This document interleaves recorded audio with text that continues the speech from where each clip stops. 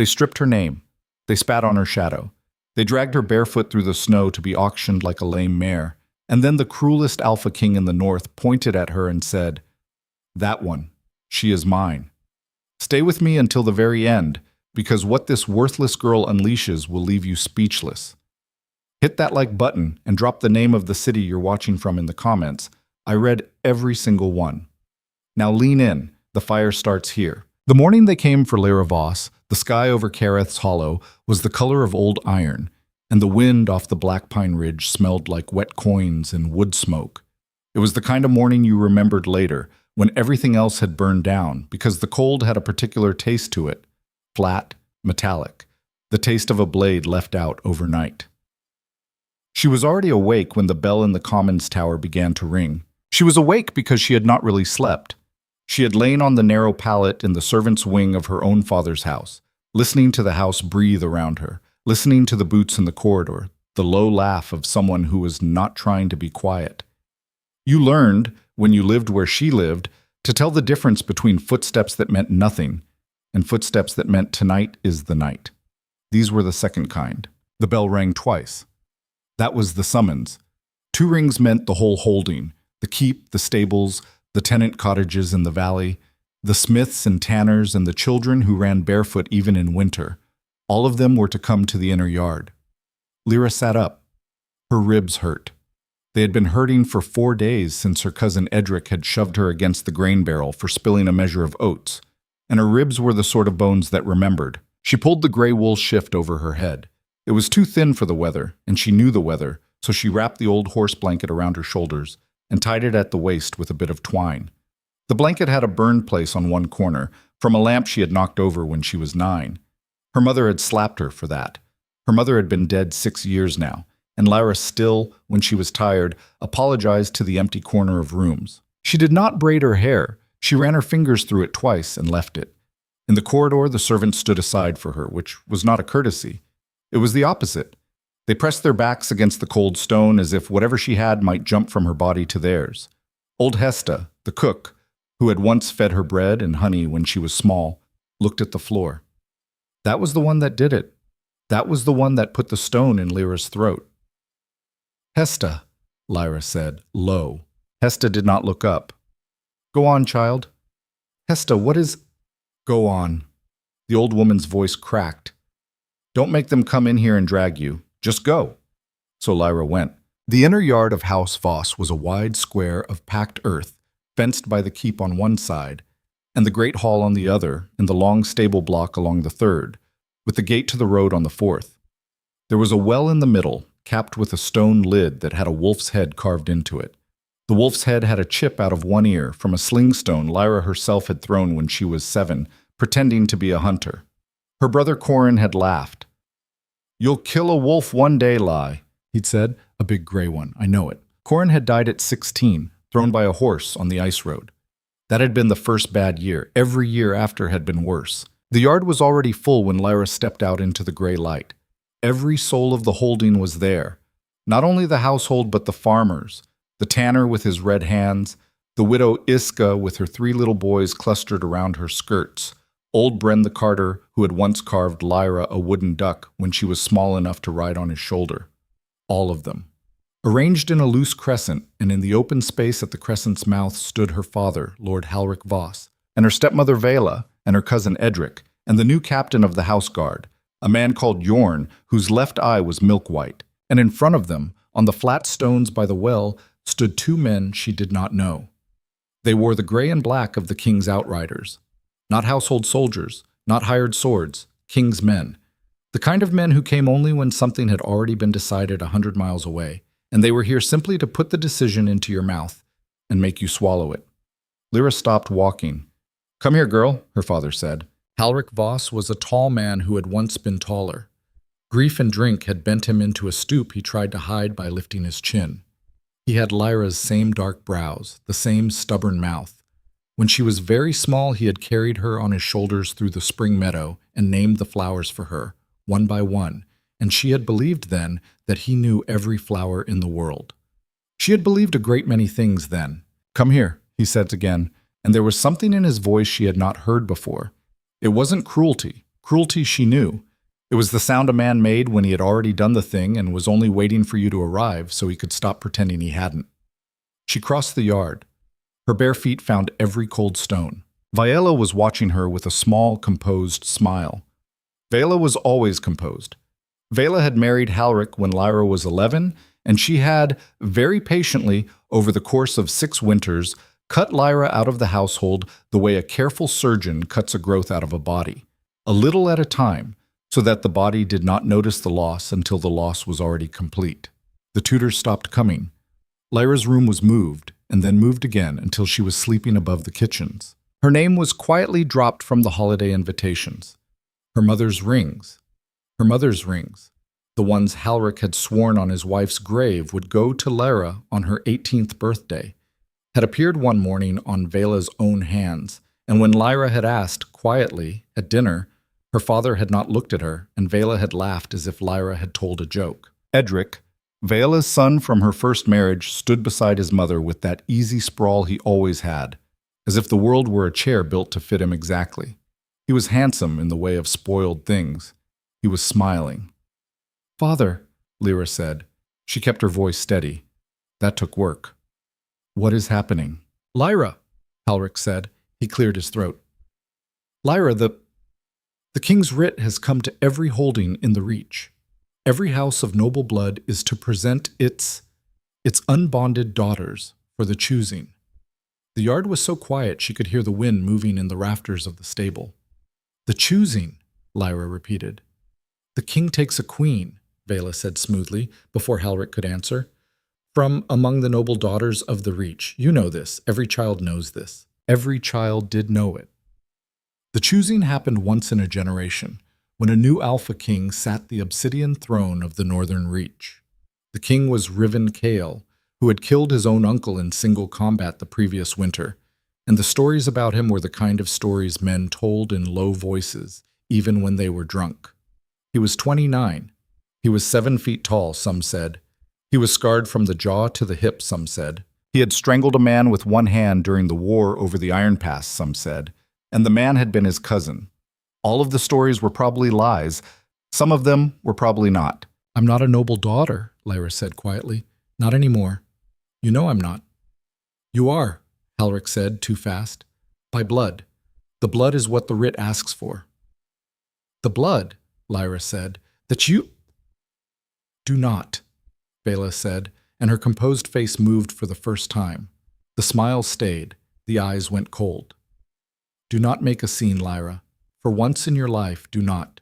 One of the king's men stepped forward. He was the older of the two, bearded, with a face like something carved out of wet pine. He had a scroll in his hand, and he unrolled it with an efficiency that said he had unrolled it 100 times this week in 100 yards like this. "Lyra of House Voss," he read. "Daughter of Halric Voss, Lord of Careth's Hollow. By the writ of King Riven Kael, bearer of the obsidian seat, wolf of the northern reach, you are called to the choosing. You will ride with us today. You will be presented at dawn on the first of the new moon, before the king and the lords of the 12 houses, at the stronghold of Horn.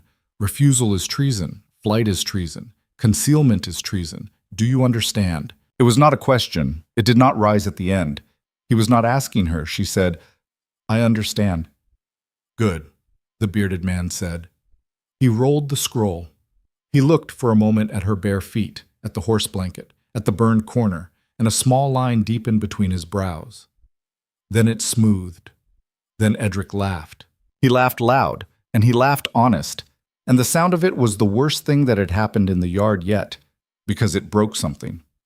The tanner's wife flinched. A child whimpered. Old Bren the carter turned his face away as if the laugh had slapped him. "Oh, stars," Edric said. "Oh, this is... Mother, this is rich. They're taking Lyra? They're taking the kitchen girl to the choosing?" "Edric," Halric said. "What's he going to choose her for, Uncle? Soup? Is he going to choose her to make his soup?" "Edric. I mean, look at her." Edric spread his hands, inviting the yard to look, and the yard looked because a yard is a cowardly thing, and a yard will always look when a cruel man tells it to. "Look at her feet. Look at her hair. Father, the king's going to take one look at this and send her back in a sack. We'll be the laughingstock of the Reach. She is of our blood, Halric said, and it came out rough. She will go. She will be presented. She will be rejected, and she will come home, and the writ will be answered, and the matter will be closed. That was when Lyra understood. It was a simple understanding, and once she had it, she felt very calm. She felt calm the way a stone in a river feels calm, which is not calm at all. But the river had been running over her for so long now that she had forgotten what not calm felt like. They were sending her to fail. They were sending her to be laughed at in front of the king and the 12 houses, so that when she came home, ruined, they could finish what they had started. They could sell her quietly to a southern brothel, or pack her off to some minor house as a serving woman, or drop her down one of the old mine shafts in the eastern valley and say she had run away. Her father owed debts. Vela had ambitions. Edric wanted Lyra's dower lands, the strip of good river bottom that had been her mother's, which by any honest reading of the old laws was still Lyra's, and always would be. If the king rejected her publicly, her name was finished. Finished, finished. And a finished woman in the Reach was a woman nobody would miss. Her father would not meet her eyes. "Father," she said softly, testing. "Look at me." He looked at the ground. A muscle worked in his jaw. "Father." "Don't," he said. Barely a word, barely a breath. "Don't, Lyra." She nodded once, slowly. It was the nod of a person putting something down that they had been carrying for a long time. She felt it leave her, some last, stupid child's belief. The belief that he would, in the end, do the thing. That there was a door he would not walk through. There wasn't. There never had been. She had just been the last one in the house to notice. "All right," she said. "All right," Edric said. "All right? Did she just—" "Shut your mouth," Lyra said. She did not raise her voice. She did not need to. The yard went still, in the particular way yards go still when a dog that has always cowered suddenly shows teeth. Edric blinked at her. What did you—" "I said shut your mouth." She turned from her father, from Vela, from all of them, and she faced the king's man with the beard. "I will ride with you. I don't need a saddlebag. I don't own anything." The bearded man looked at her a long moment. He had kind eyes, which surprised her. Kindness in the Reach was usually a trick. His didn't feel like a trick. "You'll want boots, lady," he said quietly. "I don't have boots." He turned his head slightly. Tor, the younger king's man, younger, maybe 20, clean-shaven, with a nose that had been broken and badly set, stepped to one of the horses and came back with a pair of riding boots. Plain black leather, scuffed at the toes. He held them out to her. "Spare pair," the bearded man said. "They'll be big on you. Stuff the toes with wool. Your captain—" He tipped his head at milk-eyed Jorn. "Can spare you wool, I'm sure." Jorn's jaw moved. He looked at Halric. Halric, who had not raised his eyes once, gave a small tight nod, and Jorn spat into the dirt and walked off toward the stable to get the wool. Lyra took the boots. She sat down on the stone lip of the well, right there in front of the whole yard, and she put the boots on. Her fingers were stiff with cold, and she fumbled the laces twice. Nobody spoke. Nobody moved. The only sound was the wind and the small creak of the leather. When she stood up, the boots were, as promised, too big. But they were warm. They had been warmed by somebody else's feet before hers. "Good girl," the bearded man said, almost under his breath. She didn't think he meant her to hear it. She heard it anyway, and something small and hot moved in her chest, and she set her teeth on it and did not let it out. "Father," she said. One last time. Not to beg, just to make him do the one thing. Halric Voss lifted his face. His eyes were wet. She noticed that without feeling anything about it. "Lyra," he said. "If I don't come back," she said, "the river bottom is still mine. My mother's will is still in the chapel box. The steward in Marrowtown has a copy. You didn't know that." Vela's composed face cracked. Just a hairline. Just enough. "Lyra, I'm telling you so that you know that I know," Lyra said. Her voice did not shake. She was proud of that later when she thought about it. "So that whatever you do next, you do it knowing that I walked out of this yard knowing. Goodbye, Father." She did not wait for him to answer. She walked, in the two big boots, across the packed earth of the yard where she had learned to walk, where her brother Corin had taught her to throw a sling stone, where her mother had once, on a summer evening, danced with her to no music at all, just humming, the two of them turning in slow circles under a sky the color of a peach. She walked past the tanner and his red-handed wife. She walked past old Bren, who was crying, openly, without shame, tears running down into his white beard. She walked past the widow Iska, who reached out, very quickly, and touched Lyra's sleeve with 2 fingers, a blessing of the old kind, the kind nobody admitted to anymore. She walked to the horse the younger king's man held for her, and she put her foot in the stirrup, and the bearded man, without comment, gave her a boost up so that she did not have to struggle in front of the yard. She settled into the saddle. The horse was a small, sturdy bay, warm under her thighs, and it smelled of hay and sweat and the road, and she put her hand on its neck and felt, for the first time that morning, something alive that did not want her gone. "Lady," the bearded man said, swinging up beside her. "I'm Sergeant Odric, the boy's Tor. We ride hard. Tell me if you're falling out of the saddle. Don't try to be brave about it. Falling off at a gallop will break your neck, and I'll have to explain it to the king, and he is not a man I like explaining things to. Clear?" "Clear," Lyra said. "Good." He turned his horse. Tor turned his. Lyra's bay followed without her asking. The gate of her father's holding opened in front of her, and the gray road wound down the mountain, and behind her the bell in the Commons Tower did not ring again because there was nothing left to announce. She did not look back. That was the first thing she did right. They rode for 4 days. The northern reach in the late winter was a country of shoulders, long, gray, stone shoulders rising on either side of the old king's road, with the black pines clinging to them in patches like fur on a mangy beast. Snow in the shaded places, ice in the streams. The sky never entirely gave up its iron color, though once, on the second afternoon, a bar of cold yellow light broke through over a ridge and lay across the road for maybe an hour. And Sergeant Odric, riding at her shoulder, said, almost to himself, "Huh, son." He did not speak to her much. Tor spoke to her even less. But they were not cruel. On the first night, in a roadhouse of stacked logs and low ceilings, Odric simply put a bowl of stew in front of her without asking and pushed bread across the table after it. And when she ate too fast and choked, he pushed a cup of watered beer at her and said, "Slow. You won't get more by eating it faster."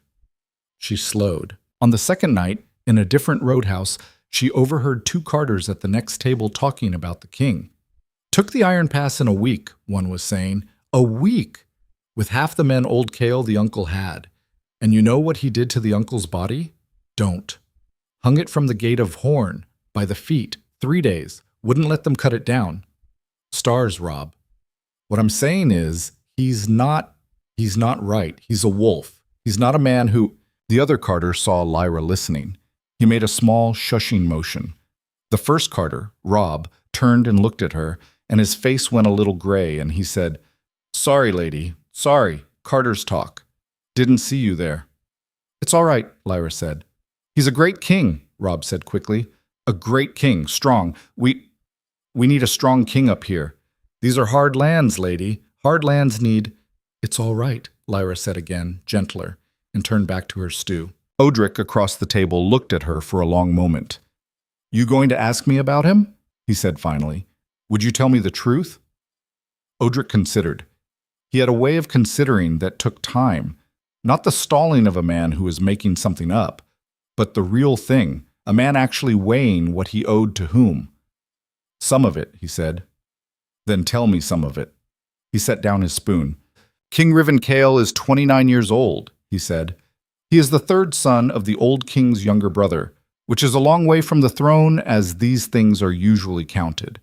He took the throne because his uncle, the old king's brother, who had held it as regent after the old king's line went out, was a man who sold the border villages to the slavers of the southern coast to pay his gambling debts. I had a cousin in one of those villages. She was 11. She is not a cousin anymore.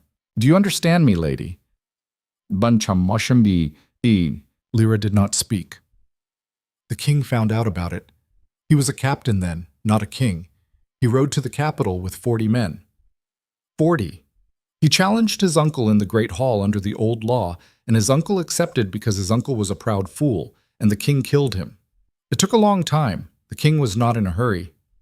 And after? After, he hanged the men who had signed the slaver contracts, all of them, including 2 of his own officers. He did not hang the women, though one of the women had signed as well. People asked him why, and he said that he had been raised by a woman who kept him alive in a winter where they had nothing, and he was not going to be the kind of king who hanged a woman unless she'd put a knife in a child herself. That is the king you are going to meet. Is he cruel? Odric picked up his spoon again. He is what the Reach made him, lady, he said, and the Reach is not a kind country. That's not an answer. No, Odric said, it isn't. On the 3rd night, there was no roadhouse. They camped in a hollow out of the wind, and Tor built a fire that did not smoke much, and Odric gave her his own second cloak, a heavy black thing that smelled of horse and pipe and somebody's lavender, maybe a wife's. She slept with her back to a log and her face to the fire, and she dreamed, for the first time in a long while, of her mother. Her mother was combing her hair. Her mother was saying something Lyra could not hear. Her mother's hands were warm. She woke crying silently in the dark, with the fire down to embers and Tor sitting watch on the far side of it, pretending not to see. She was grateful to him for the pretending. She wiped her face with the heel of her hand and went back to sleep. On the 4th morning, they rode over the last rise, and she saw Vorn. Vorn was not a castle. Vorn was a mountain that a castle had been grown into, the way a tooth grows out of a jaw. The main keep rose out of the living rock of the ridge, and the ridge itself was wrapped in 3 concentric walls of black stone, and the stone was veined here and there with something that caught the light in a way stone should not, a faint, oily shimmer, green-black, like the inside of a mussel. Obsidian, the old obsidian of the northern volcanoes, which the first kings had worked into the walls, in the days when men said there had still been magic in the Reach. The town below the walls was a gray spill of roofs and smoke and narrow streets, banners on every pole, black banners with a wolf's head in silver. The wolf had an ear missing. She stared at that, and her breath caught, because it was, of course, the same wolf, the same old sigil her own family carved into their well lid.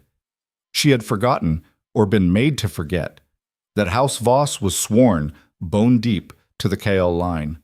Her great-grandfather had bled for Riven Kael's great-grandfather. Her blood was, in the old accounting, his blood, in the way the Reach understood these things. And her father had sent her here to be broken in his hall. Stars preserve us, Tor muttered beside her. It was almost the first thing she had heard him say. Amen, boy, Odric said. And then to Lyra, ride straight, lady. Don't let them see the saddle sores. There's 12 houses in that hall, and every one of them will be looking for weakness. I have nothing but weakness, Lyra said. Odric looked at her sidelong. His kind eyes were suddenly not kind at all. They were sharp. Lady, he said, I have ridden 4 days with you. I have watched you not cry in a yard where I would have cried.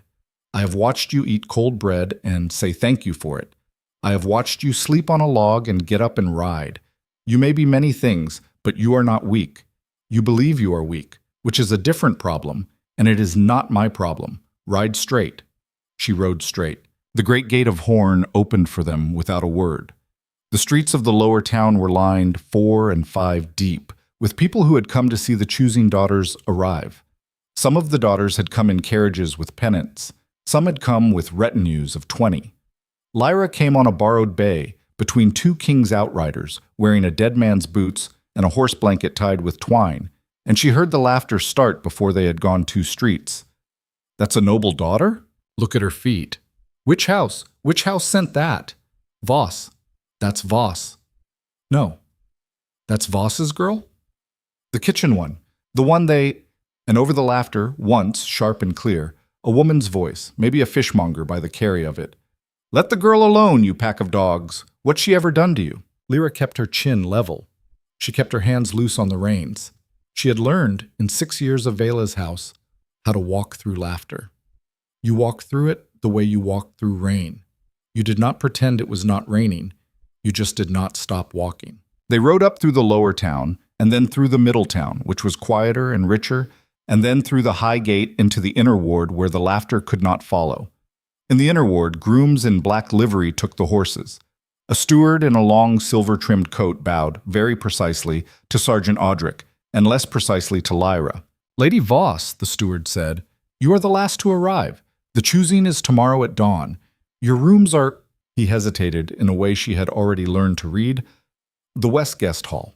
The West Guest Hall, if you will follow." The West Guest Hall, she understood before they had walked 20 paces, was the hall for the daughters nobody took seriously. It was smaller, plainer, colder. The other daughters, the ones in the East Hall, were already there. She caught a glimpse, through an archway, of a girl in green silk laughing with two women in furs. A brazier burning, a harpist in the corner. Warmth. Light. Expectation. Her own room was a stone cell with a narrow window, a pallet, a jug of water, and a single candle. She thanked the steward. He left. Audric lingered in the doorway. "Lady," he said. "Sergeant. Tomorrow, at dawn. They'll put you in a line with the others. The king walks the line. He looks at each daughter. He speaks, or he does not. If he does not speak, you're done. You go home. If he speaks, you answer, and what happens after that is the king's business, not yours. Do you hear me?" "I hear you." "They'll want you to wear something. The steward will send a woman. Let her do her job. Don't fight it." "I won't fight." He looked at her for a long moment. Then he did something that surprised her. He lifted his gloved hand and he touched, very lightly, the top of her head, the way an uncle might touch a niece. "Ride straight, lady," he said. Then he was gone. The woman the steward sent was called Mira, and she was small and round and wordless, and she had the hands of someone who had been dressing noblewomen for 40 years. She took one look at Lyra, at the blanket and the boots and the hair, and she said, "Right, sit." Lyra sat. Mira washed her hair in a basin of water that had been warmed over the candle, which cannot have been an easy thing, and yet somehow Mira had managed it. She combed out the tangles without yanking. She oiled the ends with something that smelled faintly of rosemary. She braided it, not elaborately, just a single thick plait down the back, bound at the end with a scrap of black ribbon. She looked at Lyra's one garment, the gray wool shift, and she clucked her tongue once and went away and came back with the dress. The dress was not green silk. It was not silk at all. It was black wool, heavy, plain, with a high collar and long tight sleeves and a skirt that fell straight. It was the kind of dress a widow might wear, or a priestess of one of the old orders.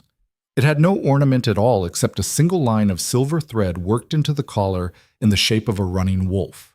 "This isn't mine," Lyra said. "It is now," Mira said. "Whose was it?" "Mine to give," Mira said in a tone that closed the subject. "Arms up!" Lyra raised her arms. The dress fit as if it had been made for her, which Lyra realized slowly as Mira fastened the small buttons at the wrists. It had been. Not for her, but for someone with her shoulders and her waist and her reach. Someone young. Someone who had once stood in this room, perhaps, and had her hair braided by these same hands. "Mira," she said quietly. "Don't," Mira said. Don't." So Lyra didn't. When it was done, Mira stepped back and looked at her, and her old face did something complicated. "You'll do, lady," she said. "You will do." "Will he speak to me?" Mira considered the question the way Audric considered questions.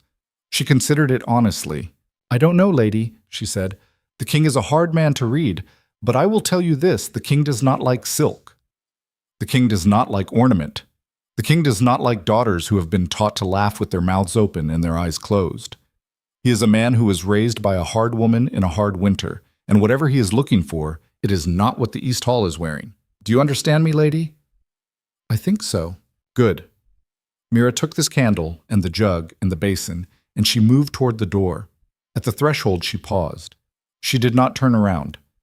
"The dress," she said, "was my daughter's. She was to go to the last choosing. She died of the fever the winter before. She was a quiet girl. She had your shoulders. She would be glad a girl wore it at last." And then she was gone. And Lyra was alone in the stone cell with a candle and a wolf's head on her collar. And outside the narrow window, the sky over Vorn was going from iron to blue-black. And somewhere down in the lower town, a bell was ringing, slow, solemn, the evening bell. And somewhere in the keep above her, a king she had never seen was, perhaps, eating his supper, perhaps sharpening a blade, perhaps thinking of nothing at all. She sat down on the edge of the pallet. She put her face in her hands, not to cry, but to be alone inside the dark of her own palms for 1 minute. 1 minute only. She gave herself 1 minute. When the minute was up, she lifted her head. She was still Lyra Voss. She was still in a dead girl's dress in a cold room in a stronghold carved out of a mountain. She was still going to be looked at, in the morning, by a king who had hanged his own officers and a court that had already decided what she was. But she had walked out of her father's yard without looking back. And she had ridden 4 days without falling out of the saddle. And she was wearing, now, on her collar, the wolf of the Kyle line. The same wolf that was chipped into the wellstone of her own home. The same wolf her great-grandfather had bled for. The same wolf the laughing crowds in the lower town had waved on their black banners without ever once looking at each other and saying, "That wolf is hers too." It was hers too. Nobody in the yard that morning had thought to tell her that. Nobody in her father's house had wanted her to remember it. They had spent 6 years teaching her she was nothing, and they had forgotten, in their cleverness, the one small inconvenient fact of her blood. She was a daughter of a house that had knelt to the Kyles before any of the 12 great houses in the East Hall tonight had even had names. The laughter in the lower town had been cruel. The laughter in her father's yard had been worse. But the laughter had not killed her. The laughter had only gotten her here, into this cold stone cell, with a candle and a plain black dress and a wolf at her throat. She blew out the candle. She lay down on the pallet with the heavy black cloak of Sergeant Audrick's, which he had somehow forgotten to take back, spread over her like a second blanket. It still smelled of pipe smoke and a stranger's lavender. She did not sleep for a long time. When she did not dream. In the morning, the bells of horn began to ring at the first gray edge of dawn, and Lyra Voss, whom a yard full of her own people had watched ride away in a horse blanket 4 days ago, opened her eyes in the dark and lay very still and listened to them, one bell and then another. And then the great deep bell of the high keep itself, shaking the stone, shaking the mountain, shaking the small brittle thing in her chest that had for 6 years been called fear, and which, this morning, for reasons she did not yet understand, was no longer answering to that name. She sat up. She put her feet on the cold floor. She reached for the boots. The bells did not stop. They rolled down the mountain in long, slow waves, one answering the next, and by the time Lyra had the boots laced, the whole keep was alive with the muffled thump of boots on stone and the short, snapping orders of sergeants. Somewhere above her a horse screamed, the high, angry scream of a stallion that did not want to be bridled. Somewhere below her a woman laughed, and it was the wrong kind of laugh for the hour, too bright, too loud. The laugh of a daughter in the East Hall who had slept in silk and been woken by a maid with hot water. Lyra had slept in wool and been woken by a bell. She stood up in the dark, smoothed the front of the black dress with both hands, and waited for Mira. Mira came at the second ringing, without knocking. She carried a tin cup of something hot and a dry crust of bread, and she set them on the edge of the pallet and said, "Eat that, all of it. You'll stand an hour at least before he walks the line. And if you faint in front of 12 houses, you may as well put the knife in your own throat on the way down." "I won't faint." "You haven't eaten properly in a month, lady. I can see it in your wrists." "Eat." Lyra ate. The bread was the good black bread of the garrison kitchens, dense, a little sour. The drink in the cup was a hot broth of bones and onion, and it went down her throat and sat in her stomach like a small warm stone, and she was grateful for it in a way that almost made her eyes sting. She did not let them. Mira was already moving. She produced, from a basket Lyra had not seen her bring in, a strip of black cloth that she tied around Lyra's waist, snug, and a narrow black sash that crossed over one shoulder and fastened under the opposite arm, and a small silver pin in the shape of an oak leaf that she drove through the sash near the collarbone. "What is this?" Lyra asked. "Mourning sash, northern fashion, old fashion." "I am not in mourning." "You are, lady. You just didn't have the sash for it till now." Lyra looked down at herself. The black wool, the black sash, the silver oak leaf, the running wolf at her throat. Mira stepped back and considered her with the flat, unreadable gaze of an old woman who had seen daughters go into halls like this for 40 years, and had seen most of them come out again diminished. "You look," Mira said slowly, "like a woman who walked a long road to get here. That is the best thing you could look like today. Don't let anyone put a smile on your face. If they try, you look at the floor, Your floor is your own. Nobody can take your floor. My floor is my own, Lyra repeated, because it seemed like the kind of sentence you were meant to keep. Good. Now, they'll fetch you in a quarter hour. When they do, walk behind the steward, 3 paces. Don't walk beside him. He'll hate you for it. In the hall, there will be a line. You will be at the end of the line or near it, because Voss is ranked low by this court, and because you came in a horse blanket, and because there is a woman in the East Hall called Lyra Brandon, whose father has been paying the chamberlain for 2 years to put his daughter first, and you are not that daughter. I understand. When the king enters, do not look at him, eyes down. When he walks the line, still eyes down until he stops in front of you. Do not lift your head until he speaks. If he does not speak, you will know, because you will hear his boots move on. Then you keep your eyes down, you count to 10 inside your head, and you walk out of the hall the way you came in, and you do not run. Are you listening, lady? I'm listening. Do not run. Do not cry. Do not make a face. You have come this far. You have an hour more to go. An hour. You can hold yourself together for an hour. Mira. Yes. If he does speak to me, what then? Mira was quiet for a long moment. She adjusted the oak leaf a fraction of a finger's width. Then, lady, she said, you answer him like the daughter of the house that knelt to his house before any of them in that hall knelt to anything. You answer him short. You answer him honest. You do not play the games the East Hall was taught to play, because he knows those games and he despises them. And if he asks me something I don't know how to answer, you say, I don't know. A man like that can forgive not knowing. He cannot forgive being played. She turned for the door, and with her hand on the iron latch, she stopped. Lady, yes. Whatever happens in that hall, whatever he says, whatever they laugh at, remember this. You have already done the hard thing. You walked out of the gate. Anything that happens now is only noise on top of that. And she was gone. The steward came at the quarter hour. He was the same one as the night before, silver-trimmed coat, a face that had been shaved too closely and was raw in a patch along the jaw, and he did not look at Lyra when he said, follow. He said it as though to a dog. She followed, 3 paces behind, as Mira had said. They climbed. Vorn was all climbing. The inner ward rose up the throat of the mountain in long, shallow flights of stone, and the steward took them up 4 such flights, and then through a low archway into a corridor lit by iron cressets that burned a blue-tinged oil that smelled faintly of pine sap. And then up again, a tighter stair this time, and she could feel the air changing as they rose, the damp stone smell of the lower ward giving way to something colder and higher, something that smelled of old smoke and polished wood and the fur of large animals. They came out onto a gallery. The gallery ran along one wall of a great hall, above the floor by the height of perhaps 3 men standing on each other's shoulders, and from the gallery you could look down through an opening of carved black wood at the hall below. Lyra did not mean to look. The steward did not tell her to.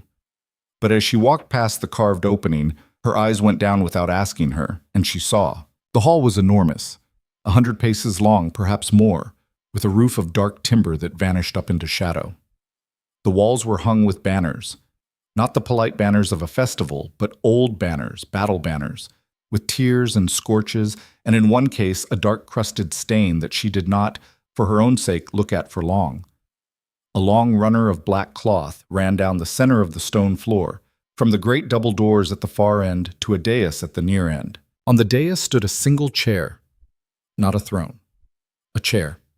Heavy wood, black, with a high back carved in the shape of a wolf's head with 1 ear missing. The chair was empty. Around the edges of the hall, in a crescent 2 bodies deep, stood the lords. Lyra could see the tops of their heads from the gallery.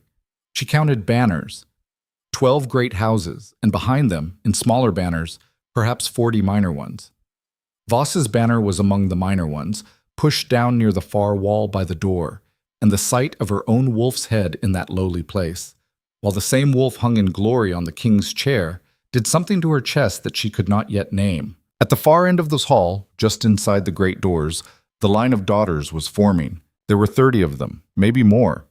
Green silks, red silks, one in white fur, one in a gown of such pale blue it looked like morning frost. Their hair was piled high and dressed with silver pins, with pearls, with small white flowers that must have cost a hand's weight of silver to force into bloom this early in the year. The air on the gallery carried up to Lyra the faint, thick scent of their perfumes, so many of them mingling that the result was not perfume anymore, but something almost chemical, a smell that clung to the back of the throat. "Move," the steward said. She moved. He took her down the back stair into the rear of the hall and through a small side door and out into the line, and he placed her near the end of it, as Mira had predicted. Not last, but second to last. Last was a girl Lyra did not know, a thin, pale girl in a dress too big for her, who looked at Lyra with the expression of a rabbit, looking at another rabbit in a snare. Lyra gave her the smallest nod. The girl blinked and looked away. The girl in front of Lyra turned. She was not thin. She was handsome, in the hard, bright way of the East Hall, with hair the color of wet wheat piled in a fortress of braids, and a dress of deep wine silk that was cut lower than the weather recommended, and a necklace of garnets that sat on her collarbones like little wet drops of blood. "Oh," the handsome girl said, looking Lyra up and down. "Oh, sweet, someone brought a nun." One of the girls further up the line giggled. "I'm not a nun," Lyra said. "No, are you sure? You look like you came to pray. Did someone tell you this was the temple?" "The temple's in the lower town, darling." She turned to her companion, a shorter girl in blue. "Did you see her ride in yesterday? In the boots? With the blanket?" Faela said she thought it was the new midwife. "The midwife? I nearly died. I nearly died." "Who even is she?" the girl in blue whispered. "Voss," the wine silk girl said. She said it the way you might say cockroach. Voss's kitchen girl. Apparently the writ called for Voss's noble daughter, and this is what they sent. Can you imagine? Can you imagine? Poor Halric. I'd die. I'd just die. Lyra looked at the floor. My floor is my own. She set her weight evenly on both feet. The boots were warm. Mira had put fresh wool in the toes. "Ignore her," murmured a voice at Lyra's shoulder. She turned her head a fraction. The rabbit girl, the thin, pale lass girl, had edged closer. Up close she was younger than Lyra had thought, maybe 16, with freckles across the bridge of her nose and eyes of a washed-out brown. "I'm Yeva," the girl whispered. "Yeva of Marn. My father is... nobody. Well, not nobody. Lesser. He has a mill. He bought his title last spring. Please don't tell anyone I told you that." "I won't." "You're really Voss?" "I'm really Voss. I thought Voss was... forgive me, lady, but I heard Voss had no unbonded daughters anymore. I heard they'd all been, matched off. Is that wrong?" "That's wrong," Lyra said quietly. "I was forgotten." Yeva looked at her for a long second. "I don't think you were forgotten, lady," she said. "I think they wanted you to be." Before Lyra could answer that, the great doors at the near end of the hall, the end by the dais, opened, and the hall, which had been a low, restless pond of whispering and perfume and shuffling silk, went absolutely still. A herald stepped through. Just a herald. Black livery. Silver at the collar. He struck the butt of a long staff against the stone floor. Once, twice, 3 times. Each strike was loud in a way a strike on a stone floor should not be. It was the way they cut the oil lamps to let his voice carry, Lyra realized later. In the moment she only felt each blow in her sternum. "My lords of the northern reach," the herald said. His voice was not loud. It was only clear, and the hall was built to carry clear voices. "My ladies of the 12 houses, be witness, he comes." And King Riven Kale walked into the hall. He did not enter in procession. There were no guards before him and none behind. He walked in alone, with the long, easy stride of a man who had never in his life worried about what was behind him, because what was behind him was dead. He wore black, like everyone else, but his black was simpler than any other black in the hall. A plain long coat of heavy wool, trousers of the same, boots of oiled leather, a belt with a single knife in a plain sheath. No jewelry, no chain of office. Nothing at his throat at all except a short gold cord, and hanging from the cord, a small rough piece of obsidian the size of a child's knuckle. He was not 7 feet tall. The rumor had lied, as rumors do. He was perhaps 6 feet and a hand's width, which in the reach was tall but not monstrous. He was wider than Lyra had expected, through the shoulders and the chest, with the stillness of a man who had learned not to fidget, because fidgeting in his boyhood had cost him. His hair was dark, almost black, cut short at the sides and a little longer on top, pushed back from his face without care. His face was... She could not see his face clearly from where she stood, not yet. She saw the line of the jaw. She saw, along the right side of that jaw, a long pale line of old scar running down into the collar of the coat. He did not look at the line of daughters. He walked, instead, straight to the dais. He stepped up. He turned. He did not sit. He stood in front of the wolf-headed chair with his hands loose at his sides, and he looked out over the hall the way a man looks out over a pasture of animals to see which of them is lame. Behind him, through the same doors he had entered, came two more men. An older man, gray-bearded, in a dark red half-cloak. The chamberlain, Lyra guessed, by the chain of silver at his throat. And a younger one, sharp-faced, lean as a whip, in a tunic of dark gray and a coat of unrelieved black. Some kind of chief steward or marshal, perhaps. Hard to tell.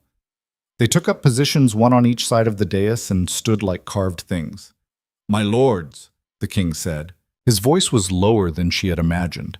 Not a boom, not a snarl, a quiet voice, a voice that did not have to work. A voice that had learned, very young, that if you spoke loud you were not listened to, and if you spoke soft they came forward. "My lords," he said, "I thank you for your daughters. I know what it costs a house to put a daughter forward for a thing like this. I know it costs more than is spoken of. I know that some of you have prayed over this, and some of you have schemed over it, and some of you have done both. I know that some of you are here because you want your daughter on this chair beside me, and I know that some of you are here because the writ said come." He paused. The hall did not breathe. "I will not waste your daughter's time," he said, "or mine.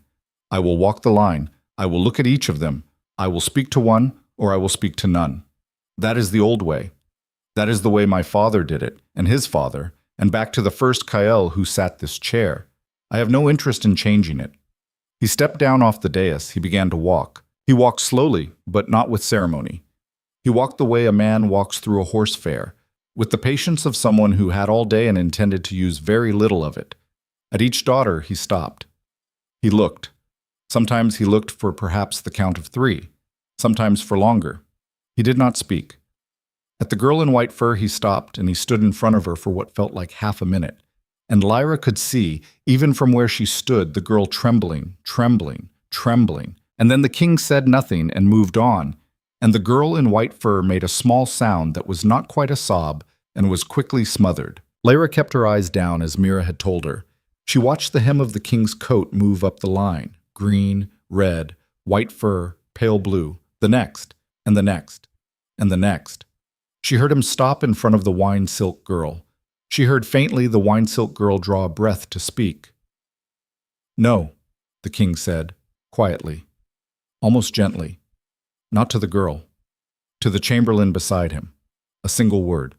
Dismissal. The wine silk girl made a small wounded noise, and for a terrible instant Lyra thought she was going to cry in public, which would have been disastrous for her house. But she didn't. She set her teeth. Lyra, looking only at the floor, felt a small, strange pang of something that was almost respect. The hem of the king's coat moved on. It came into her field of vision. It stopped. The world narrowed. All the small background noises of the hall, the faint creak of a rafter, the cough of an old lord in the back, the distant rush of blood in her own ears, flattened into one long-held note. The hem of the coat did not move. It did not move. It did not move. Somewhere behind her, from the East Hall section, a girl giggled, a small, helpless, involuntary giggle, the kind that escapes out of sheer tension, as if the girl could not bear the silence a second longer. The giggle was bitten off almost at once. "Lady!" The king's voice. Lyra did not raise her head. Mira had said, "Until he speaks." "Lady of Voss," the king said. Not louder, just a little more specific. "Lift your head." She lifted her head. She saw his face for the first time. She had been prepared for a monster. The stories had prepared her. The carter in the roadhouse had prepared her. Her own mind, in 4 days of riding, had built a face of nightmare. A snarling thing, a ruined thing, a thing with the eyes of the wolf on his chair. The face in front of her was not that. It was a young man's face, not yet 30, hard-boned, with a nose that had been broken and reset, and a mouth that was set in a line that looked permanent, as though the muscles had forgotten any other position. The scar she had seen ran from under his right ear down along the jaw and disappeared into the collar, and it was a clean scar, the scar of a blade that had been well aimed and well sharpened. His eyes, which the stories had given her as black, were not black. They were a cold gray, the color of the sky over Kereth's Hollow, the morning she had left it, the color of old iron, and they were looking at her with an attention so complete that she understood, in one fast rush, why men feared him. It was not because his face was a ruin, it was because when he looked at you, you felt, with absolute certainty, that he had already decided. He looked at her a long moment. "You are Halric Voss's daughter," he said. "Yes, sire." The one they forgot. The words landed in her the way a hoof lands in soft earth. She did not flinch. She heard further down the line a sharp breath. The wine silk girl, perhaps realizing where this was going. "Yes, sire." "Speak up." "Yes, sire. I am that one." "Your dress," he said. "Sire." "Where did it come from?" She considered the question. She thought of Mira and of Mira's daughter, and of a room where a young woman had once stood to be dressed for a choosing she would never reach. She weighed very quickly how much truth to offer a king. "It was lent to me, sire," she said, "by a woman of your household. It belonged to her daughter." "And her daughter is?" "Dead, sire." The fever, the winter before the last choosing. A small movement at the side of the king's mouth, not a smile, a recognition. "Mira," he said. "I did not ask her name, sire. I was told not to ask." "That sounds like her." He looked at her another moment. "Your boots." "A gift, sire, from Sergeant Audric, who brought me here." "Audric gave you his boots?" "He gave me a spare pair, sire. He said I'd want boots." "How far did you ride in a horse blanket, lady?" She felt the blood come up into her face. She kept her chin level. "From my father's gate to yours, sire." 4 days. 4 days, sire." "Why in a horse blanket?" "Because, sire," she said, "I did not own a cloak." The hall was listening now. She could feel it. The hall had gone from a held note to a held breath. She could feel the lords along the crescent, leaning forward a fraction. She could feel the East Hall daughters behind her, their silks going still. "Your father is a lord of the Reach," the king said. "Your father is sworn to my house. Your father holds a river valley that pays tax in good iron.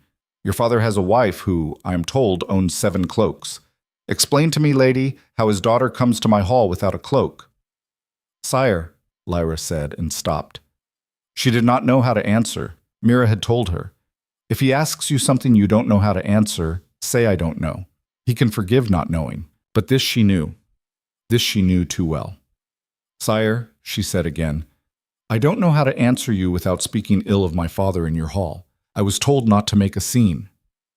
Something moved in the king's face. It was not a smile still.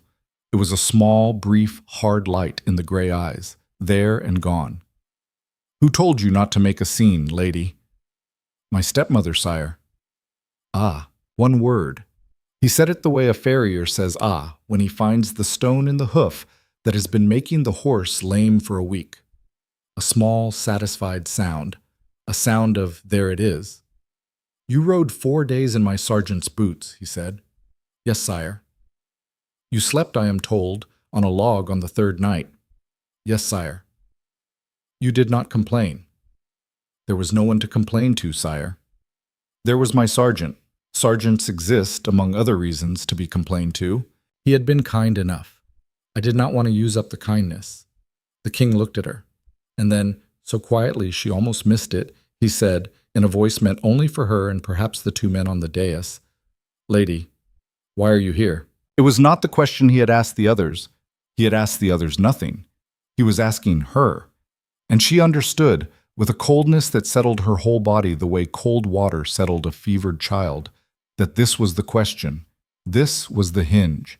If she answered it in the language of the East Hall, "To serve your grace, sire, to bring honor to my house, sire, to be of use to the Reach, sire," he would say no, quietly, to the chamberlain. And she would walk out of this hall and down the mountain and into whatever her father had arranged for her, and she would not see another spring. She took a breath. She let it out. "Because, sire," she said, "my family sent me here to be rejected." The hall made a sound. It was a small collective sound, not a gasp, not a cry, just the sound of 30 or 40 people all adjusting their weight at the same time on stone. "Explain," the king said. "Sire, I am the only child of my father's first marriage. My mother died when I was 11. The lands that were my mother's dower come to me on my majority, which falls this next spring. If I am still alive and still unbonded and still present in my father's house at that date, those lands become mine in law, and they cannot be sold or given to another. My stepmother would like them for her son. My father owes debts that those lands would close. If I am taken in a choosing, I am no longer theirs to dispose of. If I am rejected in a choosing, and I come home shamed, I can be quietly disposed of in 100 ways, and no one in the Reach will ask after a shamed daughter. That is why I am here, sire. I am here because I am a problem that was supposed to be solved today." She heard her own voice say it, and she was surprised that her voice could say it. She had not planned to. The words had come up out of her the way water comes up out of a well when you finally, after years, haul on the rope. The king did not answer for a moment. Then he turned his head very slightly toward the sharp-faced man in the black coat who stood at the dais. "Voss," he said. Note, the sharp-faced man, Voss, Lyra thought, a different spelling, a court name, already had a small leather book in his hand and a stub of graphite. He was writing. "Note," the king went on, still quiet, "that the Lord of Careth's Hollow has sent a daughter of our sworn blood to my choosing in a horse blanket, and is reported under her own testimony to have sent her for the purpose of her public humiliation in order to defraud her of her mother's dower. Note that this testimony is given in my hall. Note that my hall has witnessed it." "Noted, sire," Voss said. "Sire," Lyra said, very carefully, "I did not mean—" "You did not mean what, lady?" "I did not mean to bring the matter of my family before your court. I only meant to answer you truthfully." "Those are the same thing, lady." She lowered her head. "Look at me." She looked. "Lady of Voss," the king said. He did not raise his voice. It did not seem possible that the whole hall was hearing every word, but she could tell by the absolute stillness that they were. "I will ask you one more question, and you will answer it the way you answered the last one. Do you understand me?" "Yes, sire. If I do not speak after this question, you will walk out of my hall, and you will ride home, and within the month, on whatever pretext they can manage, you will be dead. Do you believe me?" "I believe you, sire. If I do speak after this question, you will not ride home. You will stay in this stronghold as my wife. You will be queen of the northern reach. You will not love me. I will not love you. I am not a man built for that, and you are not a woman who, in 4 days of my sergeant's boots, has shown me she expects it. We will be, you and I, a contract. Do you understand what I am saying to you?" "I think so, sire. I am saying that if I choose you, lady, I am not rescuing you. I am using you, your lands, your blood, your presence at my side. I am using them to answer a problem of my own, which is not a problem you need to know the shape of today. I am telling you this now, in front of these lords, so that no one in this hall, or in your house, or in any house of the Reach, will ever be able to say afterward that the king deceived the daughter of Voss. Are you listening, lady?" "I am listening, sire." "Good. Here is the question." He stepped half a pace closer. Close enough now that she could see, along the line of the scar, the fine silver hairs that had not yet come in around it, the soft skin at the corner of the gray eye, the unexpected human fact that he had not slept the night before either, or not much, because there was a shadow under that eye he had not quite hidden. "Lady of Voss," he said, "if I choose you, knowing what I have just told you, knowing that I am not your rescue, knowing that the hall you walk into with me is colder than the hall you walked out of and has more knives in it, will you stand?" The hall waited. She thought, very briefly, of the yard at Careth's Hollow, of old Bren weeping into his beard, of the widow Iska's 2 fingers on her sleeve, of her father's eyes on the ground, of Edric's laugh, of her mother's rings on Vela's hands. She thought of Mira, saying, "You have an hour more to go." She thought of the wolf at her collar, the wolf on the chair, the wolf on the chipped stone of the well at home.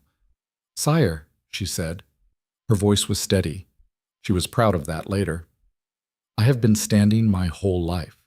I did not know that was what it was called until this morning, but yes, sire, I will stand." The king looked at her for a long moment. Then he turned, unhurried, toward the chamberlain in the red half-cloak, and he said quietly, so that every lord in the hall heard it, "Her." The chamberlain bowed. "My lords of the northern reach," the chamberlain said, and his voice did not need the herald's tricks, because a chamberlain's voice is bred for this.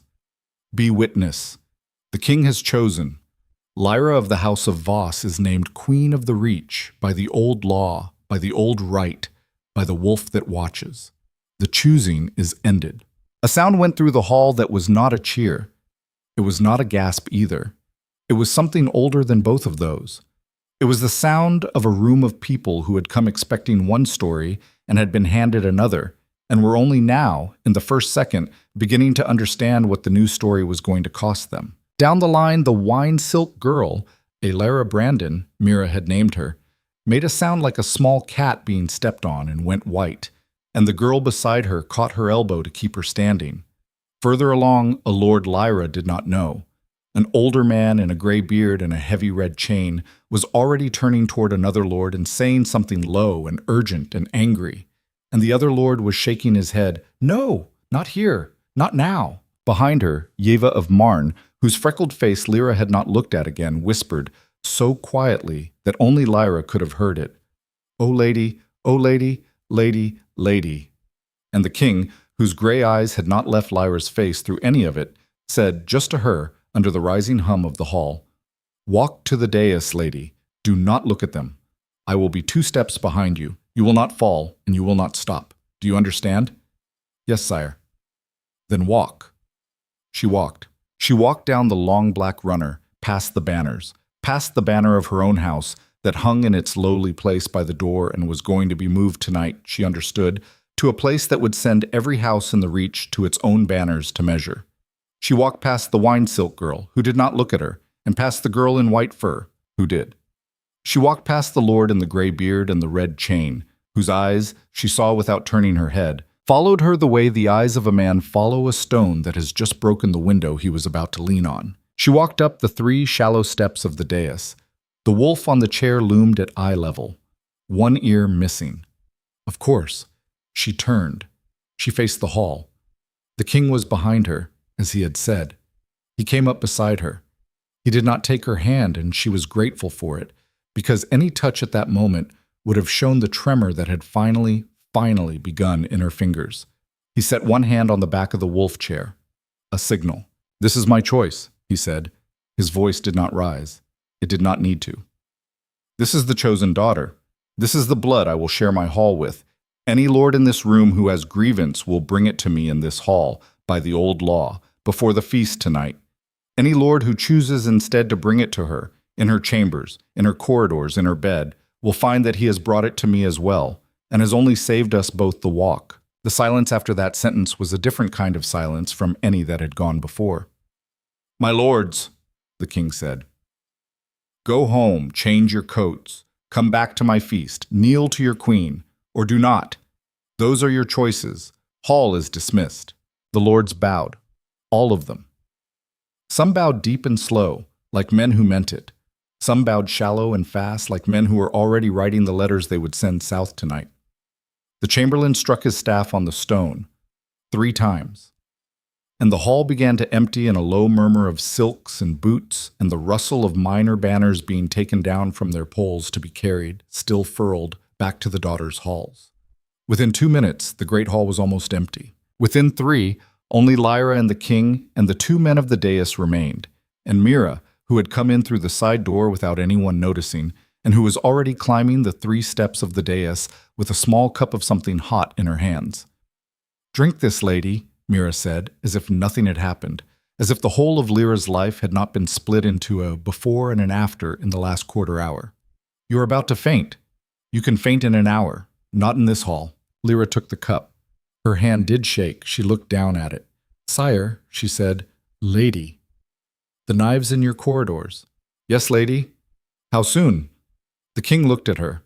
The hard mouth did something that was, for the first time, almost a smile. Not warmth, nothing like warmth, only the grim recognition of one cold-weather animal seeing another and nodding once across a frozen field. Tonight, lady, he said. The first of them will come tonight. Tonight, lady, he said. The first of them will come tonight. Lyra drank the cup Mira had put in her hand. It was the same bone broth from that morning, and it was still hot somehow, though morning felt like another life. She drank it slowly. She did not spill.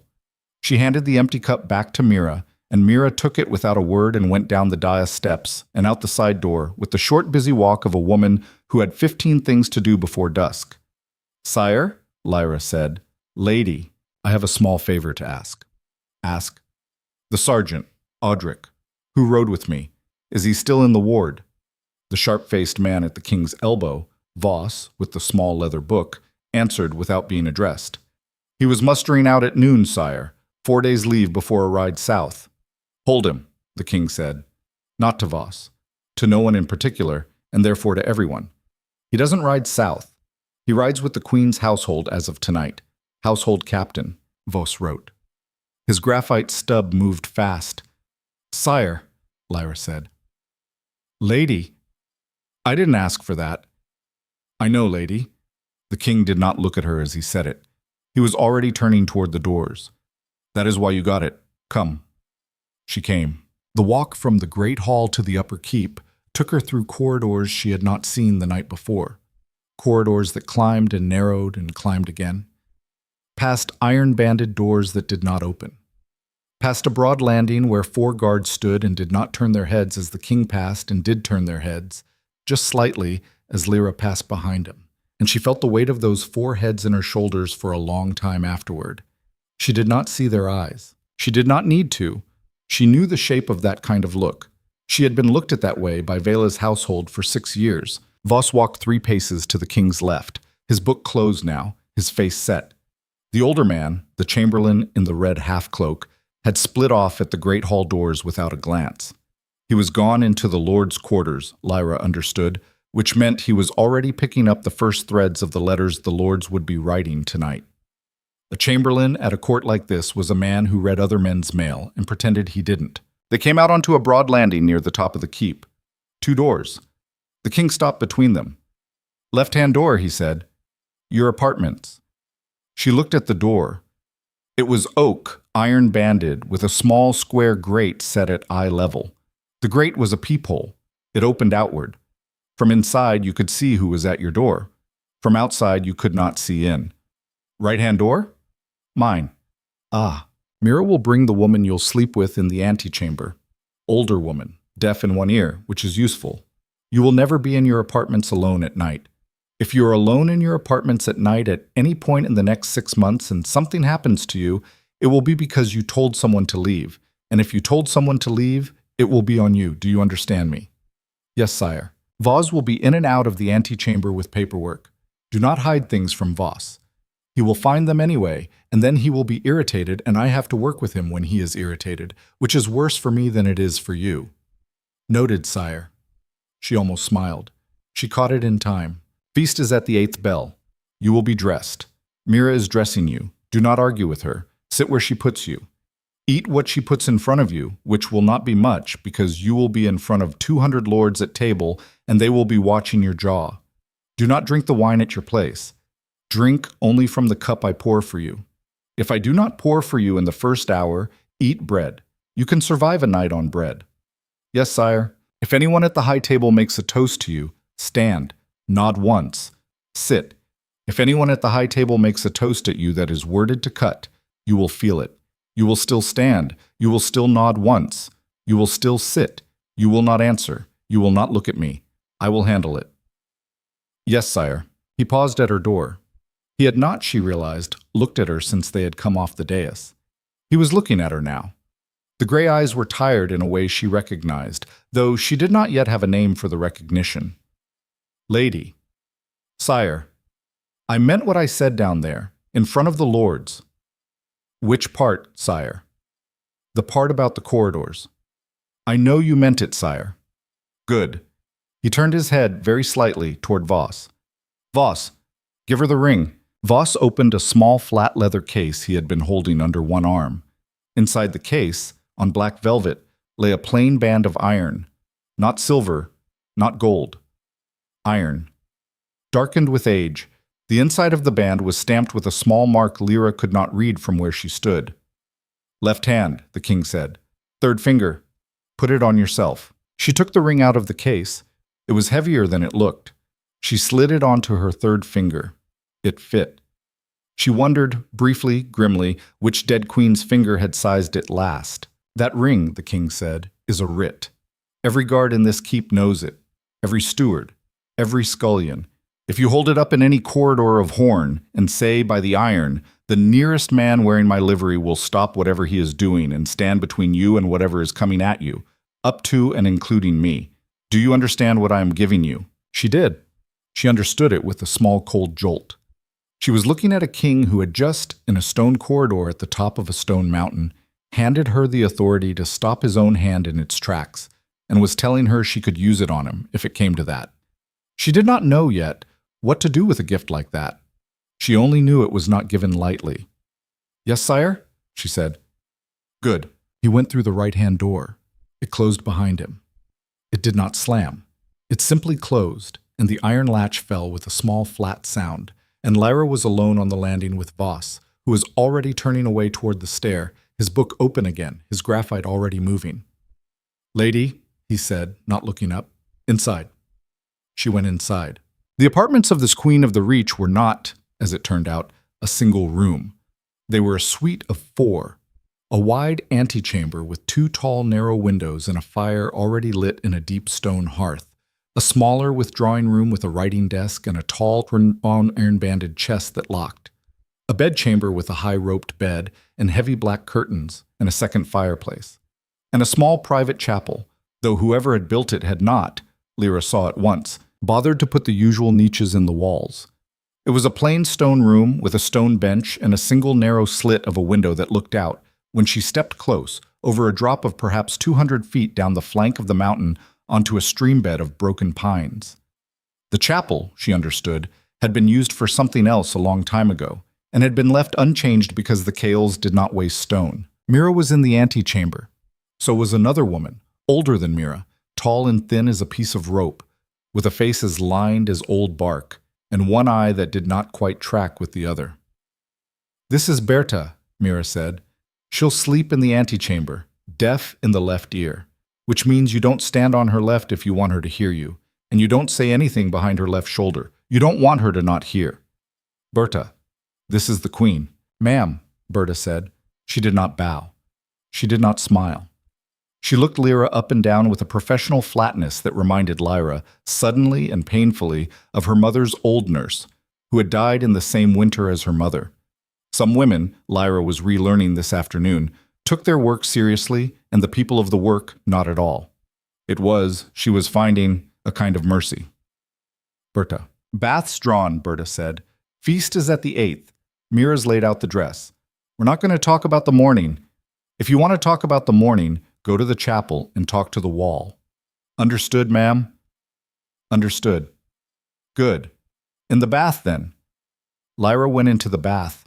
The tub was a deep tin thing with a lip high enough to sit on, set in a small tiled alcove she had not noticed off the bedchamber. The water was hot. Somebody had put a handful of salt into it and a sprig of something green and bitter that smelled faintly of pine.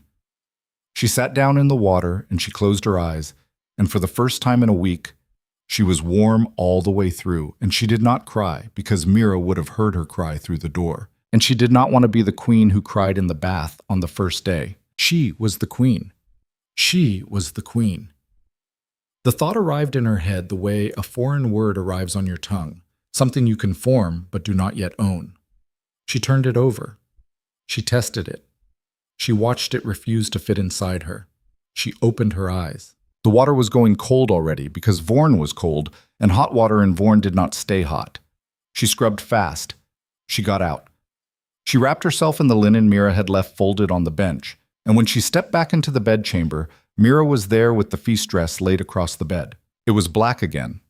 Of course. But it was a different black. This was silk over a shift of black wool, heavy silk, the kind that caught the light in small dark rivers where it folded. The skirt was fuller. The sleeves were long and tight. The collar, this time, was not embroidered with a wolf. This collar was plain.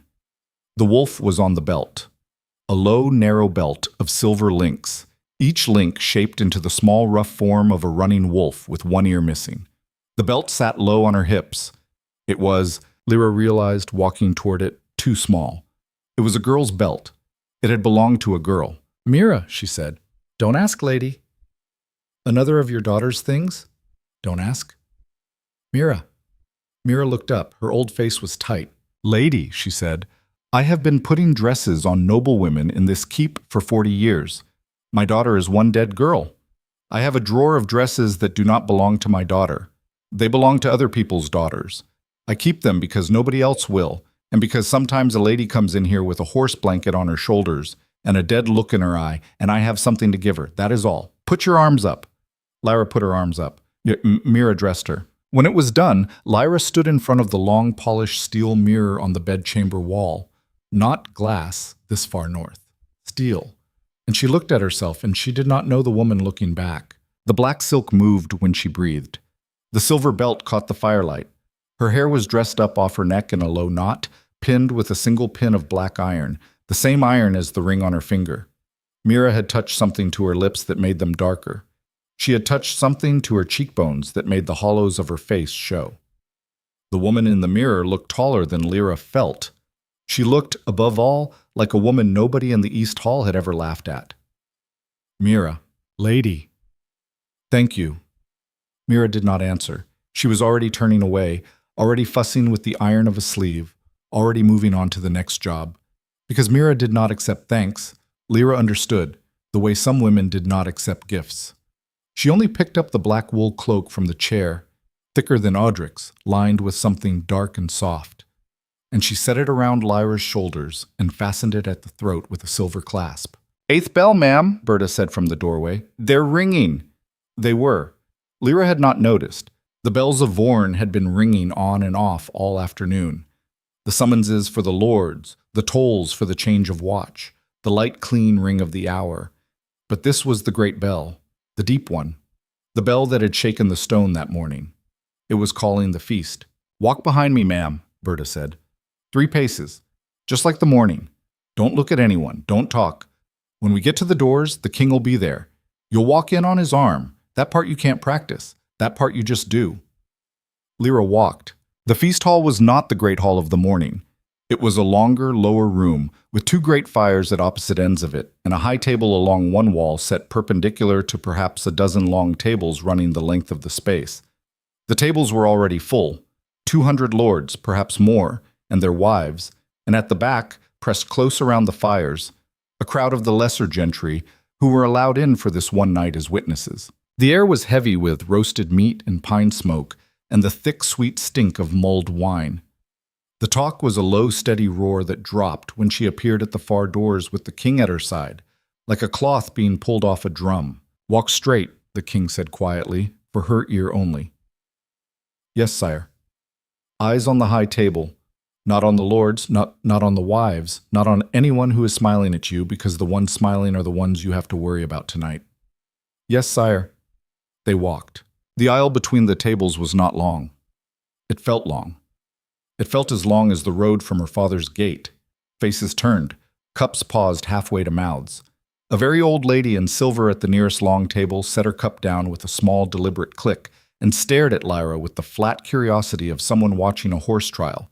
And Lyra, for no reason she could name, remembered Sergeant Audric's voice saying, "Ride straight, lady," and she rode straight, through the silent hall, on the arm of the King of the Reach. At the high table, the king seated her on his right. The chair to his left, she noticed, was empty. It stayed empty through the first 2 courses. Nobody asked why. Nobody ever would. That chair, she understood later, had belonged to the old king. It was the uncle's chair. It had been left empty on purpose. The feast began. Meat came. Bread came. Wine came. She ate bread. She did not touch the wine at her place. The toast began at the end of the first course. The first was safe. The chamberlain in the red half-cloak stood. He lifted his cup. He said, in his carrying voice, "To the king, to his chosen, to the wolf that watches. Long may the reach endure." The Lord stood. The Lords drank. Lyra stood. She nodded. She sat. She did not drink, because the king had not poured for her. And when she sat down, she noticed that the king had, in fact, not touched his own cup either. He had moved it half a finger to the right, and that was all. The second toast was also safe. An older lord, a bannerman of one of the 12 great houses, the House of Malreth, stood and spoke a short, tight sentence about the old blood and the old bonds and the daughter of Voss at the king's side. He did not look at her while he said it. He looked over her head. He sat down fast. His wife beside him stared into the table. The third toast was not safe. It was given by a man in the middle of the long central table. He stood slowly. He took his time. He was perhaps 45, heavy through the chest, red-faced, with a close gray beard and a heavy silver chain across his tunic that marked him as the head of a lesser house, though not so lesser that he could be ignored. Lyra did not know his name yet. She would, by the end of the night. "My lords," the man said, "my king." He did not say my queen. That, she understood, was the first blade drawn. "To the daughter of Voss," he said, and he lifted his cup, and his eyes came to Lyra at last. And they were not kind eyes, and they were not drunk eyes, and they were not stupid eyes, which was the problem. "To the daughter of a house that has served the Kyles since the first winter, to a daughter chosen, as is the king's right, by the king's will alone, to her health, her long life, and if the old laws still hold in this hall," and here he paused, and the hall, which had begun to relax, went still again, "to her proof." The word dropped into the quiet like a stone into a well. The king did not move. "My Lord Karen," the chamberlain said from the corner of the high table, in a voice that was polite and was not polite at all. "You will clarify." "Gladly, my Lord Chamberlain." Lord Karen had his cup still raised. "The old laws of the Northern Reach provide, as every man in this hall knows, that a choosing is not complete until the chosen daughter is proven. Blood, body, and bond. Blood we have. Voss is old blood, none dispute it. Body we have. She stands before us, alive and upright, and no man here will gainsay it. Bond." He paused again. He lowered the cup. He set it down, unemptied. "Bond," he said, "is the old question, the old test. The test my grandfathers knew, and yours knew, my king, though it has not been asked in this hall in 80 years. I do not ask it to shame her. I ask it because the Reach has enemies, sire. Because the Reach has had a year of trouble. Because a queen of the Reach who cannot pass the old test is a queen whose sons will be challenged in every petty hall from the Iron Pass to the eastern coast. I ask it for the kingdom's sake, not for my own." He sat. The silence that followed was the worst silence of the day. The silence of the morning had been a silence of expectation. This silence was a silence of hunger. Lyra kept her eyes on the high table, as she had been told. She did not look at Karen. She did not look at the hall. She kept her hands folded in her lap. The iron ring on her third finger was cold against her skin. "Sire," she said under her breath for the king alone, "what is the old test?" "In a moment, lady," the king said, without turning his head. He stood.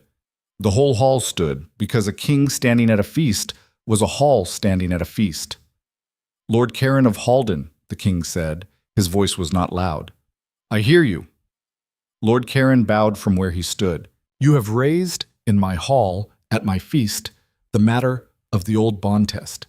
You have raised it at a table where, as you have noted, it has not been raised in 80 years. You have done this in the first hour of my queen's marriage. You have done this, you say, for the kingdom's sake."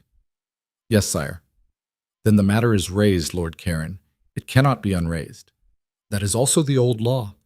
Do you know the old law, my lord, on the matter of who performs the bond test?" Something flickered in Lord Karen's face. It was very fast. Lyra saw it because she was finally looking at him. "Sire," he said. "The old law," the king went on evenly, "is that the bond test is performed by the man who raised the question, in the hall where he raised it, in the hour he raised it. That is why it has not been asked in 80 years, Lord Karen, because the men who considered asking it have usually, on reflection, thought better of it. Karen's face had gone a bad color. Sire, the old law is, surely the old law is not, the old law is what I say it is in this hall, my lord. You have asked for the old law. You have it. You will come forward. You will stand at the foot of the high table. You will speak the bond words, and my queen, if she chooses, will answer you. Sire, I spoke for the kingdom. You spoke, Lord Karen. Come forward. Karen came forward. He had no choice. The walk from his table to the foot of the high table was perhaps 20 paces. He took it like a man walking to a gallows. By the time he reached the foot of the table, his hands were shaking. He stopped. He looked up at Lyra. She made herself look back at him. My floor is my own, she thought. Mira said, My floor is my own. The king turned to her. Lady, he said, the bond test is a question. Lord Karen will ask it. You will answer or you will not. If you answer with a single word. If you do not answer, no harm comes to you. The harm comes to Lord Karen, who will be disgraced in my hall for raising a question he could not see through. Do you understand? What is the question, sire? He will ask you whether you consent to be queen of the Reach, not whether you were chosen, not whether you were given, whether you consent. If you say yes, you are bound by the old blood and the old right, and no man in this hall or any other may ever raise this question again. If you say no, you walk out of this hall a free woman of the Reach, unwed, unharmed, with the iron ring still on your hand and the ride south to wherever you choose, and Lord Karen is the one who loses his standing for asking. That is the old law. That is what he raised. She understood then why the old law had not been used in 80 years. The old law was a knife that cut both ways. A lord who raised the bond test thinking to trap the queen had, in fact, given the queen an open door out of the marriage. An open door that, if she took it, ruined the lord who had opened it, and also, though in a slower and quieter way, the king who had chosen her.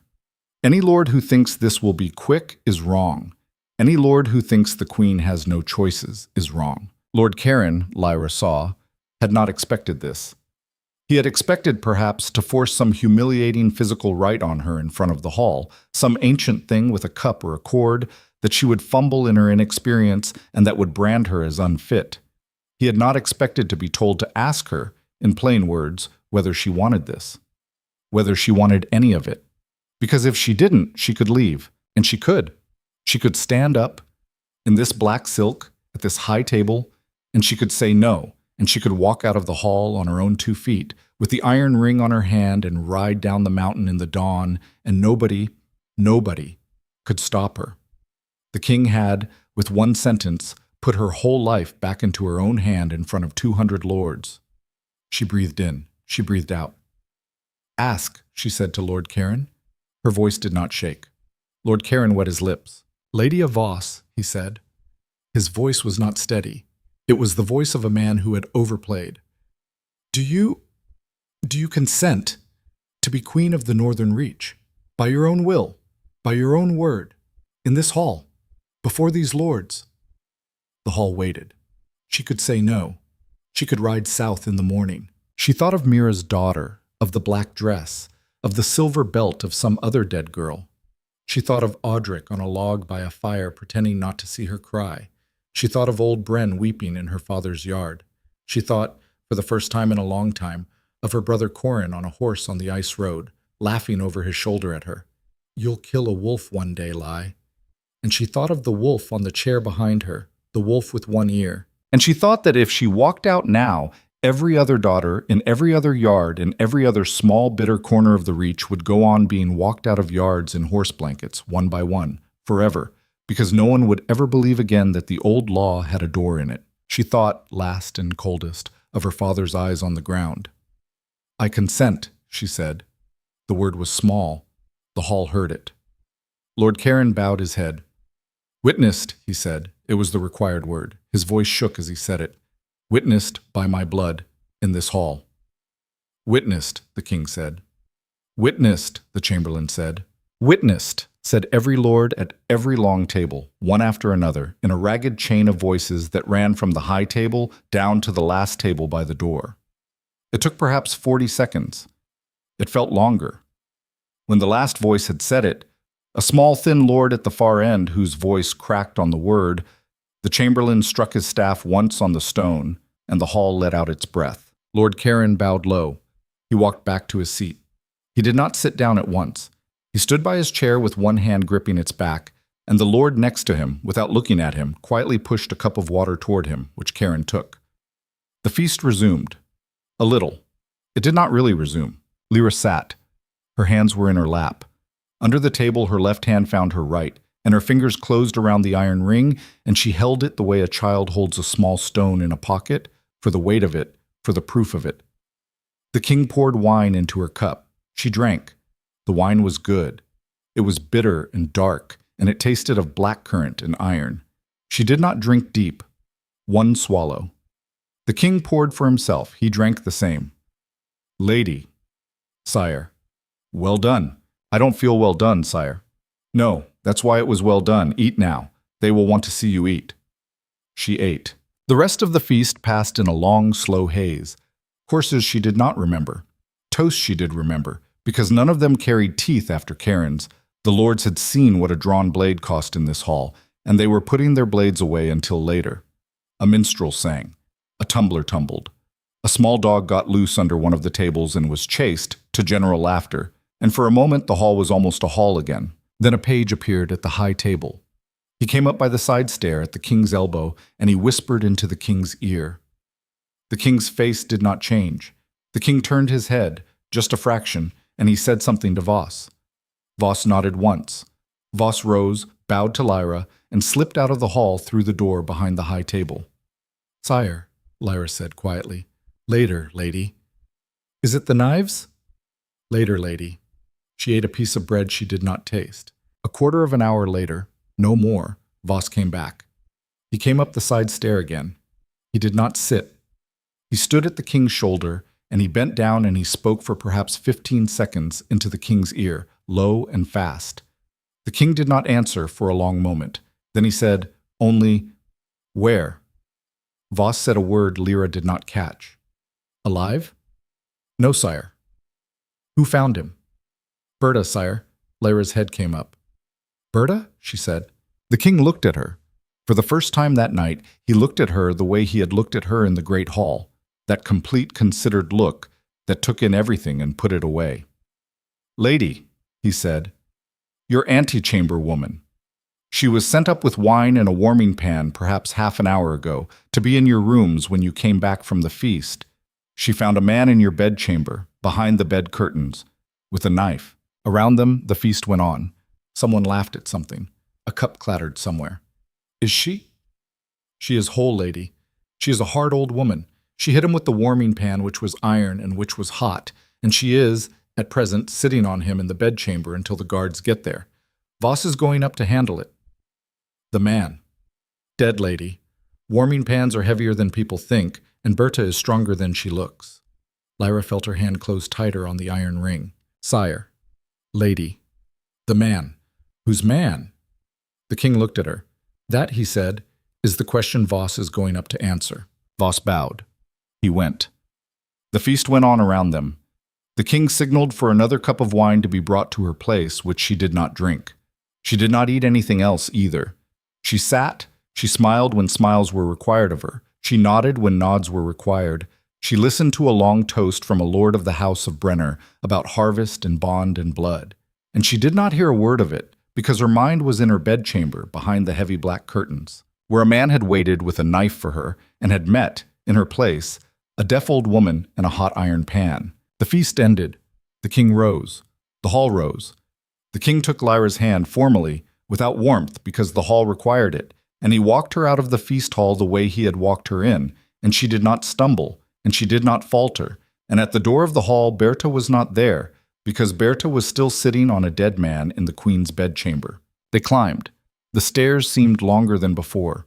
Her legs felt, for the first time that day, the full 4 days of the ride, and the night on the log, and the stone cell, and the cold of the great hall, and the long, slow burn of the feast. She felt, under the black silk, the old ache in her ribs from where Edric had shoved her against the grain barrel a week and a life ago. At the door of the Queen's apartments, Voss was waiting.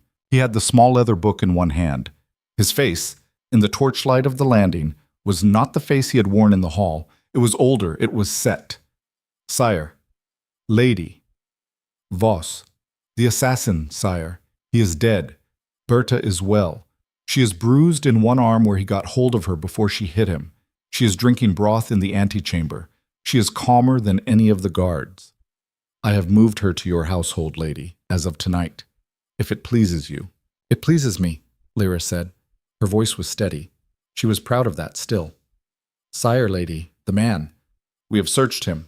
His tunic was plain. He wore no sigil. He carried no purse, no papers. He was a professional, brought in, I think, from the south by someone who did not want to risk a local face, but...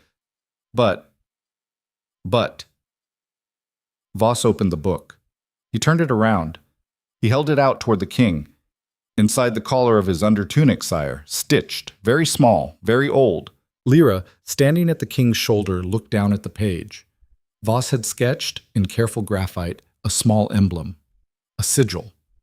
She saw it at once. It was not a wolf. It was not the Kyle mark. It was a circle of pine branches around a single upright sword, with the sword's point through the heart of a stag. Her breath stopped in her throat. "Sire," she whispered. "Lady." "That is my mother's house. That is my mother's sigil." The king did not answer at once. "Lady," he said, "your mother was Neris, of the house of Halden. That is the stag and pine of Halden. That is the old mark of my mother's family. Lord Karen," and she felt something crack inside her chest. Not break, crack, a small hairline along a bone. "Lord Karen of Halden, who stood in your hall tonight? Who called the old bond test? Who is of my mother's house?" "Yes, lady." "Sire." "Yes." "My mother's family sent the man with the knife." "Lady," the king said, and his voice, for the first time all day, was not quiet. It was not loud either. It was something else. It was the voice of a man who had just very suddenly understood what story he was in. "Your mother's family did not simply send the man with the knife. Your mother's family, the House of Halden, to which your grandmother's line belongs, has, for reasons I did not understand until this moment, been working against my house for 15 years. I have been trying to find out why. I have lost 2 good men trying to find out why. Tonight, in my hall, Lord Karen of Halden raised the old bond test on you, the daughter of a Halden daughter, in front of 200 lords. And tonight, at the same hour, a man with the Halden stag inside his collar tried to put a knife in you in my keep. Those are not 2 things, lady. Those are 1 thing." "Sire, I don't understand. Why would my mother's family—" "Lady," the king said. He turned then, and he looked her full in the face, and the gray eyes in the torchlight were not the eyes of a ruler. They were the eyes of a man who had just realized the woman he had married that morning was not, in fact, the thing he had thought she was. "Lady, your mother, what did your father tell you about your mother? That she was a noblewoman of a lesser house, that she married beneath her station when she married him, but that she loved him, that she died of a fever when I was 11. "Lady."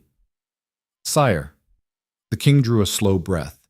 He looked for one long second as though he were weighing something very heavy. "Lady," he said, "your mother did not die of a fever. Your mother was the last true-born daughter of the eldest line of Halden, which is to say, your mother was the hereditary claimant, under a law that has not been spoken aloud in this kingdom in 200 years, but which has never been repealed, to this throne. The throne I sit on, the one my uncle stole, the one I killed him for. Your mother's claim did not pass to her sisters. It did not pass to Lord Karen. It passed, lady, to her daughter, to her only daughter, to the child who was hidden in a lesser lord's household under a stepmother's thumb for 16 years so that the Haldens could pretend she did not exist, and put their own man, their own Karen line, forward when the moment came. You are not, lady, a forgotten kitchen daughter of Voss. You are the thing the Haldens have been trying to quietly kill since the morning your mother died. And the fact that I chose you today in my great hall is the single worst thing that has happened to them in 200 years. And that is why the knife was in your bedchamber tonight. And that is why there will be another one tomorrow, and the night after, and every night until we end them or they end you. Do you understand what I am telling you, lady? Lyra did not answer. She could not. Beyond the king's shoulder, through the iron-banded door of the queen's apartments, she could hear faintly Berta's voice, the flat, hard old voice of the woman who had sat on a dead man for half an hour with a broken arm, saying something calm and low to the guards in the antechamber. And from somewhere lower in the keep, a bell rang once, then stopped, as though whoever had begun to ring it had, halfway through, remembered that this was not a night for bells. The iron ring on Lyra's finger had gone very cold. The iron ring on Lyra's finger had gone very cold. She stood on the landing with the king and Voss and the torchlight moving on the stone, and she understood, in the way a person understands a footing giving way under them on an icy slope, that the worst part of what the king had just told her was not the politics. It was that every piece of it, every fragment, fit a place in her own memory that had been sitting empty for years. Her mother's silence when certain names were mentioned at table. Her mother's insistence, when Lyra was 7 and had cut her knee on a stone in the garden, that the bandage be bound in a piece of cloth she had brought out of a chest and not in any of the common linens. Her mother's small, strange habit of braiding a single pine twig into her hair at the turn of every season. Her mother's one bad winter, the last one, the one before the fever, when men she did not know had come to the hall and her mother had shut herself in the solar for 3 days and come out thinner. None of it had ever made sense. All of it made sense now. The making sense of it hurt worse than not knowing had. "Lady," the king said. His voice had come back down to the quiet it had held in the great hall. "You should sit down."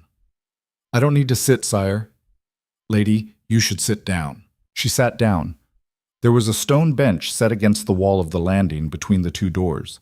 She sat. The black silk of the feast dress pooled around her feet. She set her hands flat on her knees, palms down, the iron ring a small cold weight on her left hand. She made herself breathe out all the way to the bottom of her lungs. "Sire," she said, "lady." "Who else knows this? About me. About my mother. In this keep? Tonight? Myself. Voss. Now you. The chamberlain knows a part of it, not the whole. The Haldens know it, obviously, or their man would not be on your floor." He paused. "Mira may know something. Mira has known things about this keep that I have not known. I have stopped asking her how." "My father." "Your father, lady?" "Yes, your father knew. Your father was given your mother in marriage precisely because your mother was a problem the Halden line needed to put somewhere safe, somewhere low, somewhere far from the obsidian throne, somewhere her claim could sit for a generation and become, they hoped, a fact nobody remembered. Your father was paid for the keeping of her. Your father has been paid, quietly, every year, for the keeping of you. That is why your stepmother has 7 cloaks, lady. The cloaks are Halden cloaks. The debts your father owes are not debts to southern moneylenders. They are debts to his second wife's people, who are tied into the Halden line by her first husband's sister. Your father has been, for 16 years, a kept man in the employ of your mother's cousins. And Vela, your stepmother, lady, was placed in your father's house. She is a Halden-handed woman. She was sent to watch you, raise you badly, and make certain that when the moment came, this moment, the moment of a new choosing, and a king who might, against all probability, look past the East Hall, you would be too broken to stand in it. And Edric. Lady! The king's mouth moved almost a smile the second of the day. Your cousin Edric is an idiot. He is an instrument, not a planner. I would not waste a second's worry on your cousin Edric. She took that in. Sire, lady. They were going to kill me this spring, the lands, my 18th. If they couldn't break me at the choosing, they were going to have me killed in my father's house and blame it on fever, or a horse, or a well. Yes, lady. And then Lord Caron would stand forward, after a suitable mourning, as the senior Halden of age and ability, and he would press the old claim. And the Reach would have a war if he won, or a tidy succession if he managed it quieter. And my mother's line would be done. Lady, yes. She closed her eyes for a moment. Not to cry, to put her thinking in order. It took her some time. Voss stood with his book closed at his side, patient as a tree. The king stood across from her, hands at his sides, and did not hurry her. It was, she realized slowly, a courtesy. He had given her the worst news of her life, and he was giving her the time it needed to be heard. She opened her eyes. Sire. Lady. Lord Karen is in the keep tonight. Yes. You are not going to arrest him. Lady, if I arrest Lord Karen tonight, his house levies 3,000 men before the snow melts. The Brandon line and the Malreth line throw in with him because they smell weakness in a new king who moves on evidence he cannot show in open hall, and by the summer we are burning villages on the Iron Pass again, which I will not do. I have burned enough villages. No. So I'm not going to arrest Lord Karen tonight. I'm going to let him walk out of this keep in the morning with his banner and his men, and I am going to let him ride south thinking his man was killed in my queen's chamber before he could complete the work, and the matter was handled internally, quietly, as a shamed feast guest would prefer. That is what he will think. Which gives me, lady, perhaps 2 weeks before he understands that it is not what I think. 2 weeks in which he will be moving men into position, writing letters, sounding out his neighbors. 2 weeks in which I have to find from nothing the proof of a conspiracy that has been running for 16 years and has been built by people who have had nothing to do for 16 years except cover their tracks. Sire. Lady, I can give you some of it. The king looked at her. It was not a look of surprise. It was a look of go on. My mother kept a small chest in my father's solar, Lyra said. Her voice, she noticed, had gone steady in a way it had not been steady for 3 days. It had gone to the place the feast had put her in, the place where her hands were folded and her jaw was set, and she was very quietly, very coldly, her mother's daughter. The chest was a wedding chest from her own mother. It had a false bottom. I was 8 when I found the false bottom. I was looking for a bit of blue silk she had shown me once that she had promised I could have. I never told her I had found the hollow. She never told me there was a hollow. There were papers in it. I did not read them. I could read, but I was 8, and I was frightened because I had been told not to go into the chest. I shut it. I never went back. The chest is still in my father's solar. Vela does not know about the false bottom. My father, I think, does not either. My mother put things in that chest she did not want my father to know about. Voss, who had not moved in several minutes, was already writing.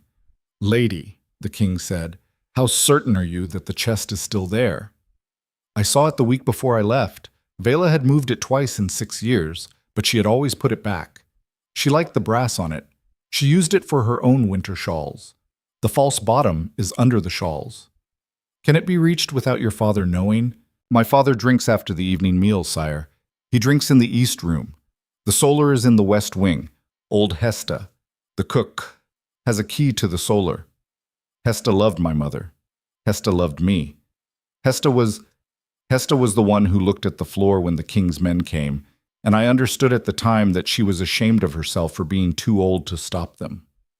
If a man of yours rode to Kereth's Hollow with a writ of my seal on him and went to Hesta and spoke her my name and said the chest in the solar, the false bottom, she would open that door for him and she would hand him the papers out of that chest with her own hands, and she would die if she had to, before she told Vela who had been there.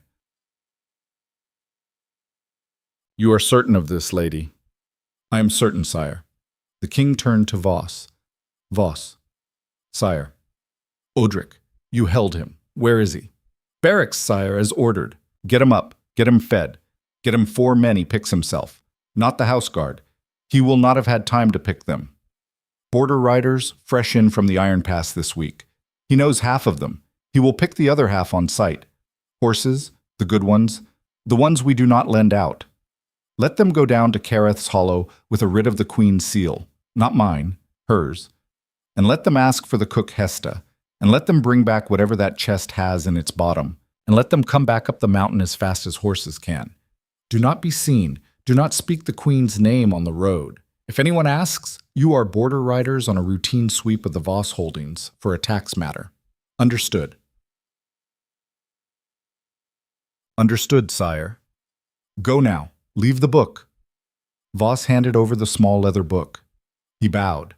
He went down the landing stair 2 at a time, without hurrying, which was its own kind of hurrying.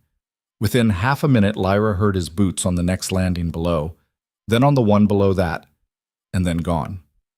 Lady. Sire, you will write that writ now. You will sign it. Voss will have a clean seal cut for you by morning, but tonight, for the ride, your own hand is enough. Your hand has not been seen yet by the Haldens. They have no sample of it. That is an accident of how you were raised, and it is tonight the first piece of luck we have had. Yes, sire. The writing desk in the withdrawing room. Go. I will have Mira bring hot water and a pen. Do not let Berta tidy the bedchamber yet. I want Voss's eyes on it in the morning before it is touched. Yes, sire. She rose. Her knees had decided in the quarter hour she had been sitting to tremble. She did not let them. She walked to the iron-banded door of her apartments, and she put her hand on the latch, and she stopped. Sire. Lady. One more thing. Yes, if you had known, this morning, in the hall, when I walked in the blanket, in the boots, if you had known who my mother was, would you have chosen me? He was quiet for a moment. No, lady. No? No. If I had known, I would not have chosen you, because if I had chosen you knowing, it would have been for the claim, and you would, for the rest of your life, have stood in my hall as a piece of strategy. I did not know. I chose you because you walked 4 days in a horse blanket and did not say I don't know when I gave you the chance. Which means that whatever we are, you and I, from this morning forward, we are not a piece of strategy. Which is the only reason I think we have any chance of getting through the spring. She stood a moment with her hand on the latch. That is a good answer, sire. I know, lady. Go right. She went in. Berta was in the antechamber with her arm in a crude sling made from a table linen and a cup of broth in her unbound hand and the flat, hard face of a woman who did not, under any circumstances, want sympathy. 2 guardsmen stood at the inner door, which was the door to the bedchamber, and the inner door was closed. The antechamber smelled, under the smell of the fire and the broth, very faintly of blood. Not much. Not a pool. A smear.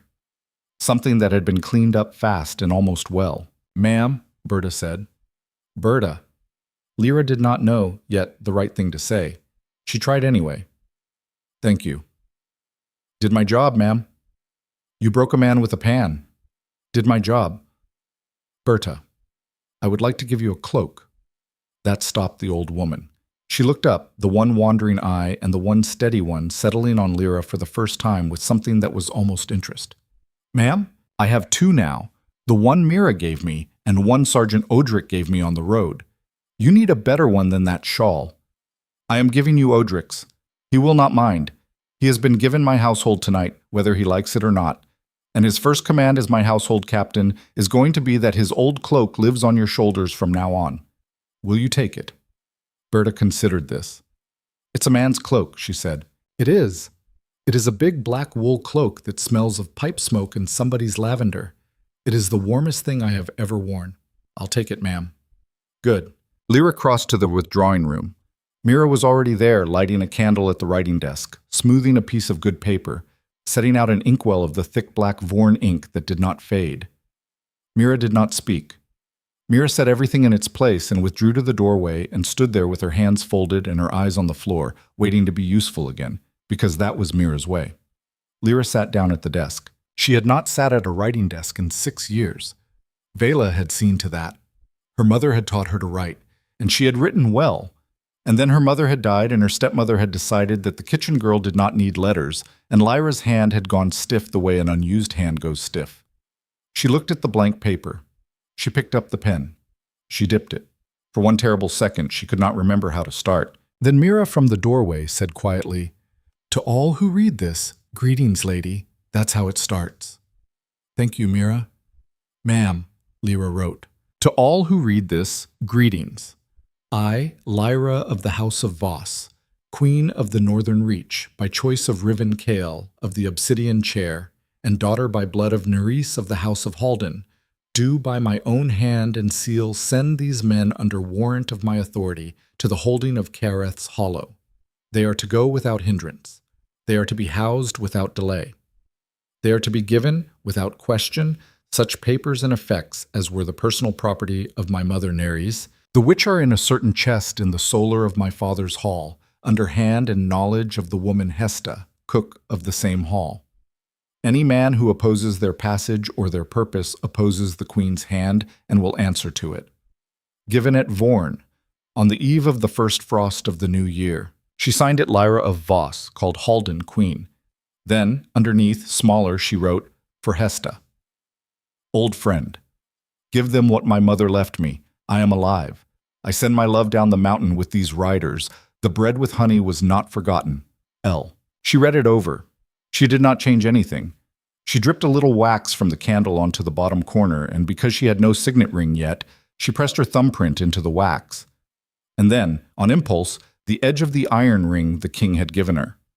The iron left a faint round impression with a small mark inside it she did not understand because she had not been able to read the stamp on the inside of the ring that morning. She held the paper up delicately to the candle.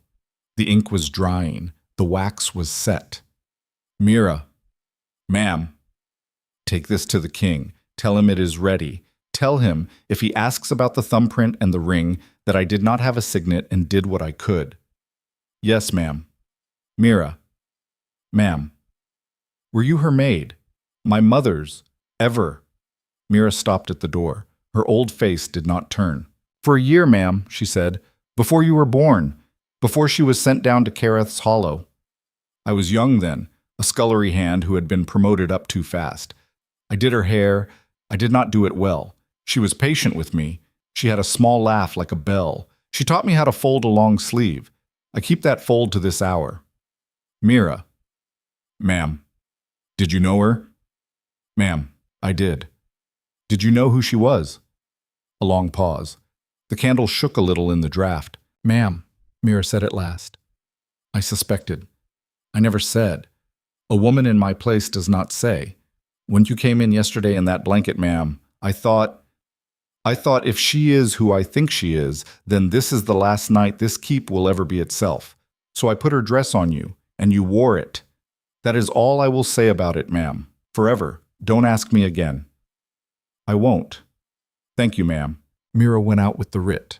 Lyra sat at the desk, her hands still smelling faintly of the ink, and she looked at her own left hand with the iron ring on it, and she turned the ring a little with the thumb of her right hand, and she felt, under the tiredness and the shock and the slow cold anger that was building in her under everything else, something small and steady that she did not yet have a name for either.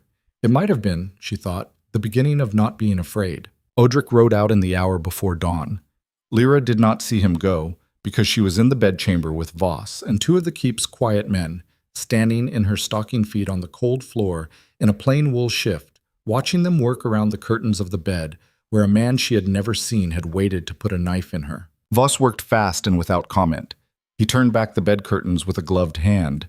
He looked at the floor under where the assassin had stood. He touched, with the tip of a small knife, a spot on the stone, and lifted a pinch of something pale away, and sniffed it, and set it into a little paper packet. He bent over the body, which had been covered with a cloth, and he drew the cloth back, and Lyra, though she had not meant to, looked at the face. It was the face of a young man, not older than 25, clean-shaven, a thin scar along one eyebrow, an old one. His eyes were open and empty. He had a small tattoo on the side of his neck, of a bird, a kite, she thought, the kind that rode the thermals over the southern coast. His mouth was not peaceful. Nobody's mouth is peaceful, really, when they have been killed by a hot iron pan, but his mouth was also not angry. His mouth was confused.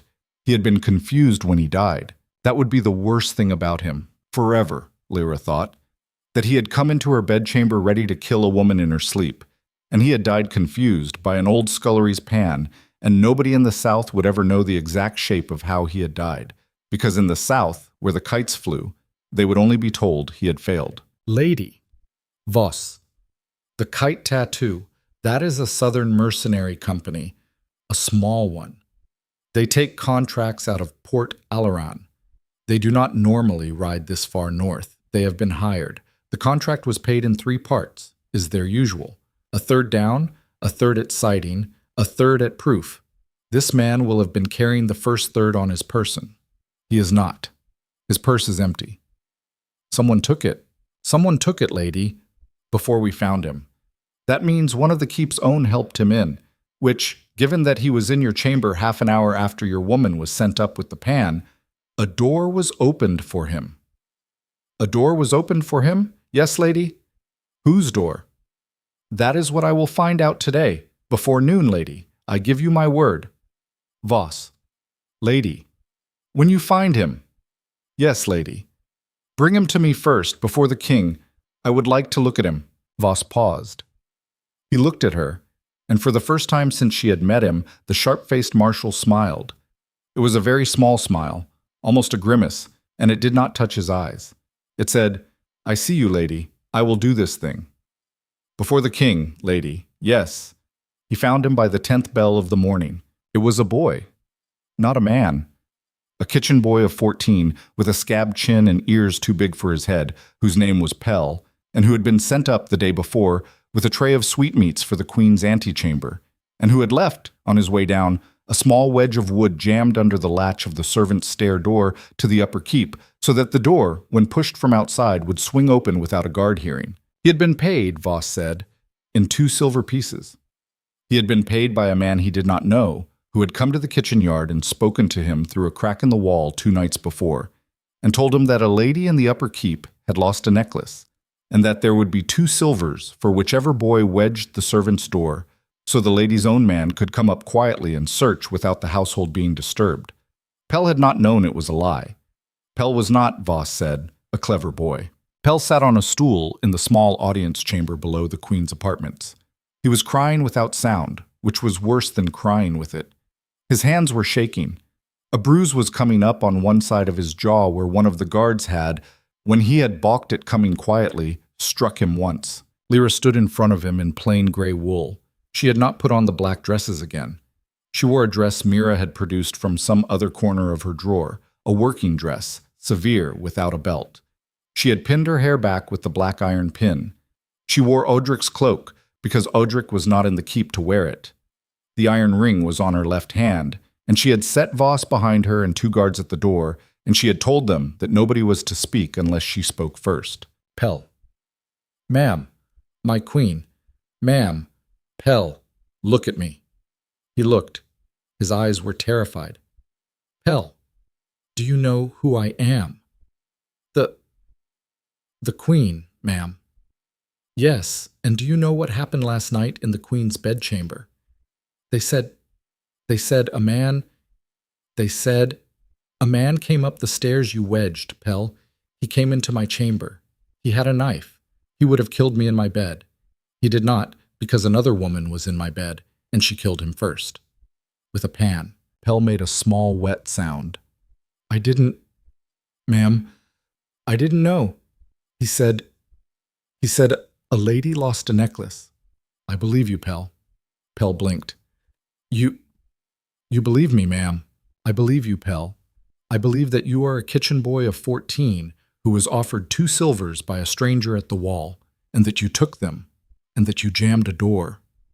I believe you did not know that the stranger had come from the south with a kite on his neck and a knife in his belt.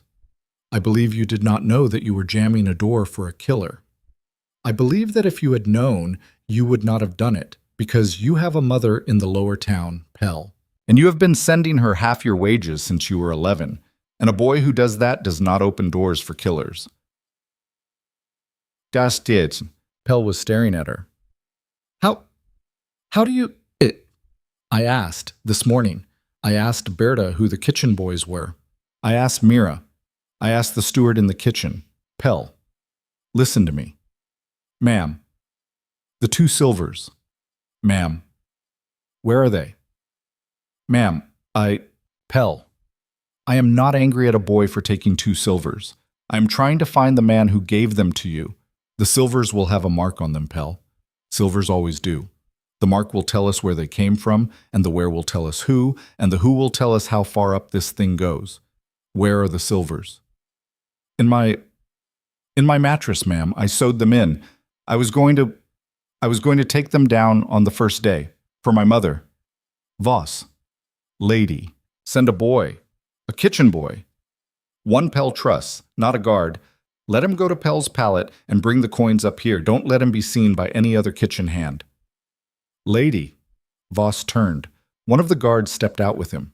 Lyra was alone in the small audience chamber with Pell and the remaining guard, who stood like a piece of statuary at the door. Pell was still crying. Not loud. His shoulders were shaking. Pell. Ma'am. Sit up straight. He sat up straighter. Pell, a man is dead because of what you did. That is the true thing. I will not pretend it away. But the man is dead because he chose to come up the stair you wedged, and the man is dead because a woman in this keep hit him with a pan. The man is not dead because of you. You are 14. You were tricked. Do you understand the difference between doing a thing and being tricked into it? Ma'am.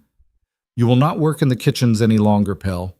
The boy's face crumpled. Ma'am, please? My mother. Please, ma'am?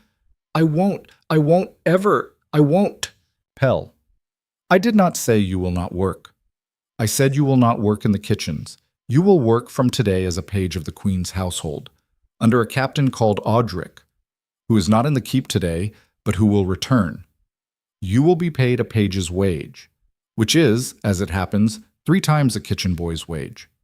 You will send 4 silvers to your mother on every first day instead of a quarter silver. You will sleep in the stable loft with the other pages, not in the kitchen yard. You will, in exchange, do 2 things. Ma'am, you will, from this day, never again take a coin from any man at any wall for any reason without telling Sergeant Audric or me. Not a copper. Not a crust of bread, do you hear? Yes, ma'am. And you will, starting tonight, tell my Marshal Voss every face you remember of every man you have ever taken a coin from at any wall of this keep, going back as far as your memory goes. Every man, every coin, every wall. You will sit with Voss and you will remember, and if you cannot remember, you will come back the next night and try again. Do you understand me, Pell? Yes, ma'am. That is my bargain. Take it, or go back to the kitchen, and I will have a different kitchen boy, and you will never be more than that. Choose. I take it, ma'am. I take it. Good. Stop crying. Wash your face. Voss will come back with your silvers. They are still yours, Pell. Take them to your mother on first day. Tell her they came from a lady who was almost killed in her bed, and that the lady forgave the boy who opened the door because the lady needed him to open other doors for her. Later, that he would not be tricked about. Pell stared at her. She looked at him a long moment. Go on, Pell. Yes. Yes, ma'am. He went. The guard at the door, who had not moved in 10 minutes, did something he was not supposed to do in a queen's audience chamber. He very slightly, very carefully, inclined his head. Not a bow. An acknowledgement. Lyra did not nod back. She looked at him a half-second longer than she needed to, and she saw, in his lined face, an old soldier seeing a new thing in a keep he had served in for 30 years. And she saw him deciding, very privately, that the new thing was perhaps going to be worth serving. She filed that away.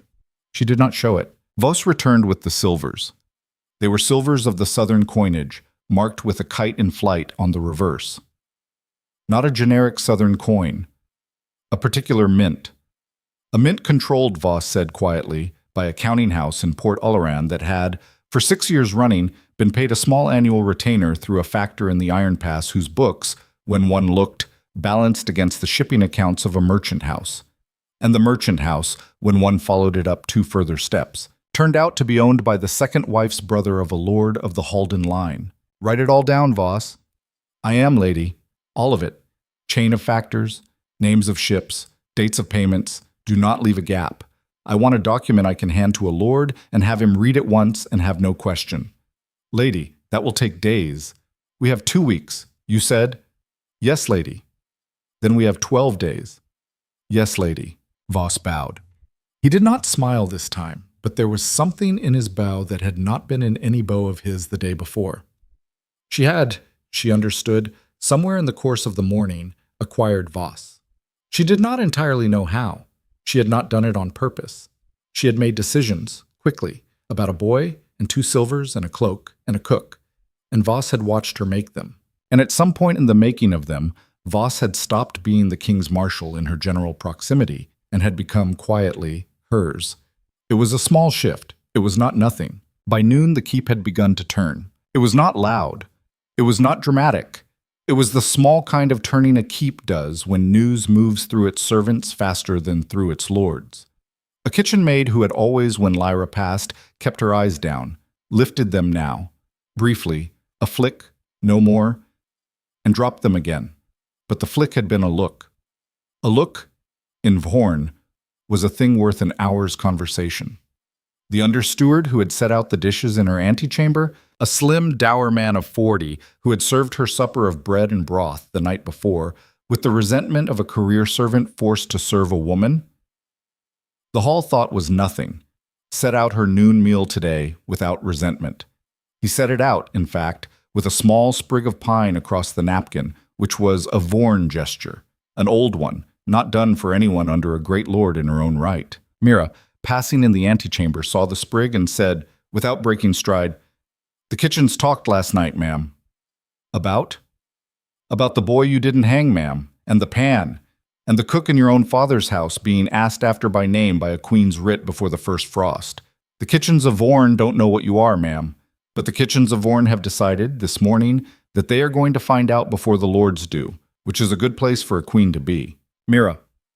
"Ma'am." "Are the lords talking?" "The lords, ma'am, are in a very quiet fright. Lord Karen rode out at the 7th bell this morning. He took his banner and 20 men, and he rode south. He did not come to the king before he left.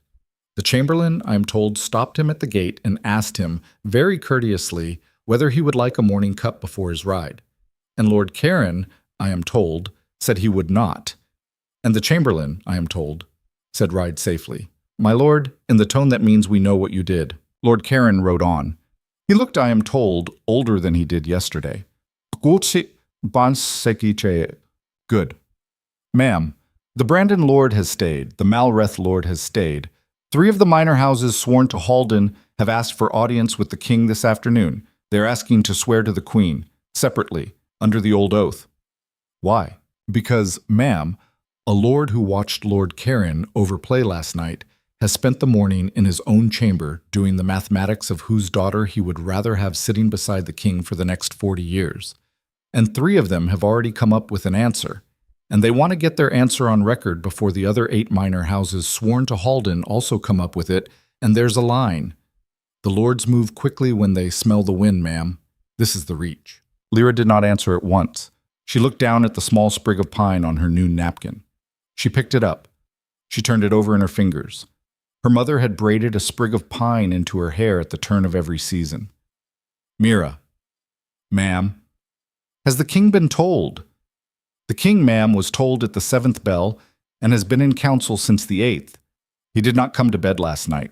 He went from your landing to the map room.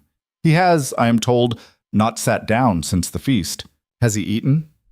"Broth, ma'am, standing, twice." "Tell the understeward to send a covered dish to the map room. Good meat, bread, not much. Tell him it is from the queen. Tell him to tell the king, when he delivers it, the queen says, 'Sit down for 10 minutes, or you will be no use to anyone by nightfall.'" "Ma'am?" Mira, for the first time, almost smiled. "I will tell him, ma'am, word for word." "Do." The 3 minor lords came up one after another in the long hour between the 2nd and 3rd bells of the afternoon. They came to the small audience chamber below the queen's apartments, because the king was still in the map room, and they were not, they said with careful courtesy, asking to see the king yet. They were asking each in turn to see her. The first was an older lord of the house of Marin, a thin man, sharp-nosed, with a wife from the north and 2 sons in the border service. He came in, he bowed, he did not waste words. He said his house had been nominally sworn to Halden for 3 generations through an old marriage, but that the marriage had been, in fact, a disagreeable one. That his grandmother had never forgiven the Haldens for the terms of her bride price, that he himself had never crossed the Halden threshold in 20 years, and that he, Lord Marin, wished to formally, in front of any witness the queen cared to summon, swear his house to her line and to the obsidian throne, from this hour forward. He asked if the queen would receive his oath. Lyra looked at him. She did not, she found need to think about it. Lord Marin, Lady Queen, I will receive your oath, but not in private. I will receive it at the king's evening council, in the king's presence, with his chamberlain, his marshal, and 2 witnesses of my choosing. It will be recorded. It will be sealed with your hand and mine. Will you swear in those conditions? Lord Marin bowed lower this time. I will, Lady Queen.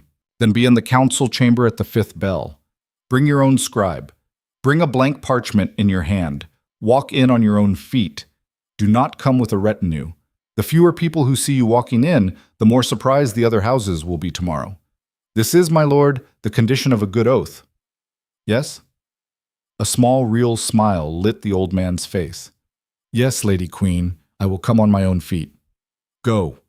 He went. The second was younger, the heir of the house of Dern, a man of perhaps 30, with a hard scar down the line of his cheek that she did not ask about. He swore the same oath, in the same conditions, for the same hour. The third, the widow who held the small house of Ilvern in her son's name, did the same. None of them stayed more than 10 minutes. None of them brought a retinue. At the 5th bell, Lyra walked into the king's council chamber in the plain gray wool with the cloak of Sergeant Odric still across her shoulders, and she walked in without Mira, without Berta, without Voss, alone on her own feet, and she walked the length of the chamber to the empty seat at the king's right hand, the seat they had already set for her. And she stood at it and did not sit until the king, looking up from the map spread in front of him, said quietly, Lady, sit. She sat. Sire, Lady, 3 lords of the minor houses of Halden will be here within the quarter hour. They come separately. They come without retinue. Each wishes to swear his house to our line on parchment in witness before your chamberlain and your marshal and 2 of my choosing. The king set down the small piece of lead he had been moving on the map. He looked at her. He looked at her for what felt like a long time, though it was not. His gray eyes had, for the first time since she had met him, the small, specific brightness of a man surprised by good news. 3, he said. 3, sire. And Mira tells me 2 more are drafting letters. And Karen rode south. At the 7th bell. Lady, the king said. He was not smiling. He did not, she was beginning to understand, smile, but his mouth had lost, for this one moment, the permanent set of its line. You have had a better morning than I have had. I had help, sire. He stood. He pushed the map aside. He turned to the chamberlain, who had been standing at the side of the chamber all this while. My lord chamberlain, sire, send for 4 clean parchments, fresh wax, the great seal, and a blank matrix for the queen's seal. We will cut it tonight properly, and for now she will use the ring. Send for my best scribe, not the usual one, the old one, Baron. He writes slow and he does not miss. And my lord chamberlain, sire, for the rest of the evening, until I say otherwise, the queen sits on my right hand at every council, and her word in this chamber has the same weight as mine. If any lord objects to the arrangement, he is to be told in your most courteous voice that the queen's name is Halden as well as Voss, and that objections on that ground are being noted and kept. Make sure he hears the noted and kept. Make sure he understands it. Sire. Good. The chamberlain bowed and went out. The king turned back. He did not sit again. He stood beside Lyra's chair, one hand resting on the high back of it, and he looked down at her with an expression she did not entirely know what to do with. Lady, sire, when Odric rides back up the mountain with whatever is in your mother's chest, I will know how deep this goes and who else is in it, and we will have our 2 weeks of Karen's head start cut down to nothing. That will be the first real blow. Yes, sire. But the blow tonight is not a small one either. 3 minor houses swearing off Halden and onto us in one afternoon is a thing that will be told in every hall of the Reach by tomorrow noon. It is the thing men will remember. It is the thing that tells the 8 other minor houses of Halden that the wind has changed, and that tells the middle houses, the ones who have been waiting to see, that it is safe to come in on our side. You did that, lady. I opened a door, sire. They walked through it. Lady. Sire. That is what kings do. They open doors. They do not walk through them for other men. Welcome to the work." She did not answer. She did not trust her voice. He inclined his head very slightly. The second acknowledgement of the day, and this one not from a doorway guard but from the king himself. And he crossed to the far side of the chamber to speak to a waiting captain. Lyra sat in the high carved chair on the king's right hand, in the plain gray wool and the borrowed cloak, with the iron ring on her finger, and Odric's horse somewhere on the south road, and a cook called Hesta sleeping in a kitchen at Careth's Hollow, who did not yet know that before dawn a rider would come for her mother's chest, and she looked down, once, at her own hands folded in her lap. They were not shaking. They had stopped shaking, she realized, somewhere between the kitchen boy's 2 silvers and the old Lord Marin's small smile, and she had not noticed exactly when, which was, she thought, the best way a thing like that could happen. Outside, beyond the tall narrow window of the council chamber, the sky over Vorn had cleared for the first time in 4 days, and a thin, hard winter sun was laid along the black stone of the inner ward like a blade set down on a table, waiting. The bells began to ring, slow and steady, for the 5th hour. On the first stroke, the first of the 3 minor lords, old Lord Marin, on his own 2 feet, with a rolled parchment in his hand, walked in through the door of the council chamber and bowed, not to the king, but to her. Old Lord Marin, on his own 2 feet, with a rolled parchment in his hand, walked in through the door of the council chamber and bowed, not to the king, but to her. The bow was not deep. Lord Marin was a thin man of 70, and his back did not bend past what his back was willing to bend. But it was a bow. It was a bow made in front of the king of the reach to the woman at the king's right hand, and every man in the chamber saw it, and every man in the chamber understood what it meant. The king saw it too. The king did not correct it. The king sat in his heavy chair with his hands flat on the arms, and he watched the old lord take his place before the council table and unroll his parchment, and he did not say a word. That silence was the first public permission. Every other oath that came after rested on it. "Lady Queen," Lord Marin said. He had a reader's voice, clear, without show.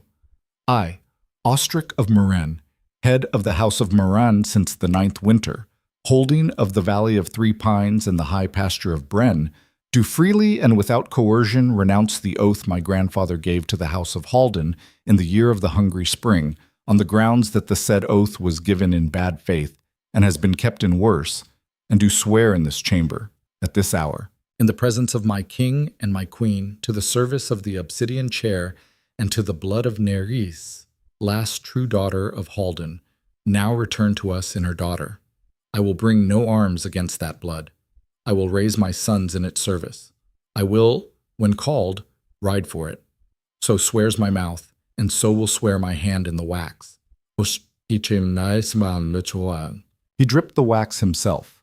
He pressed his ring into it, a plain brass ring with a pine branch stamped into the face of it, and he held the parchment steady while old Baron, the slow scribe, countersigned with the king's great seal, and then, in a second smaller mark, with the rough print of Lyra's iron ring where her signet would one day go.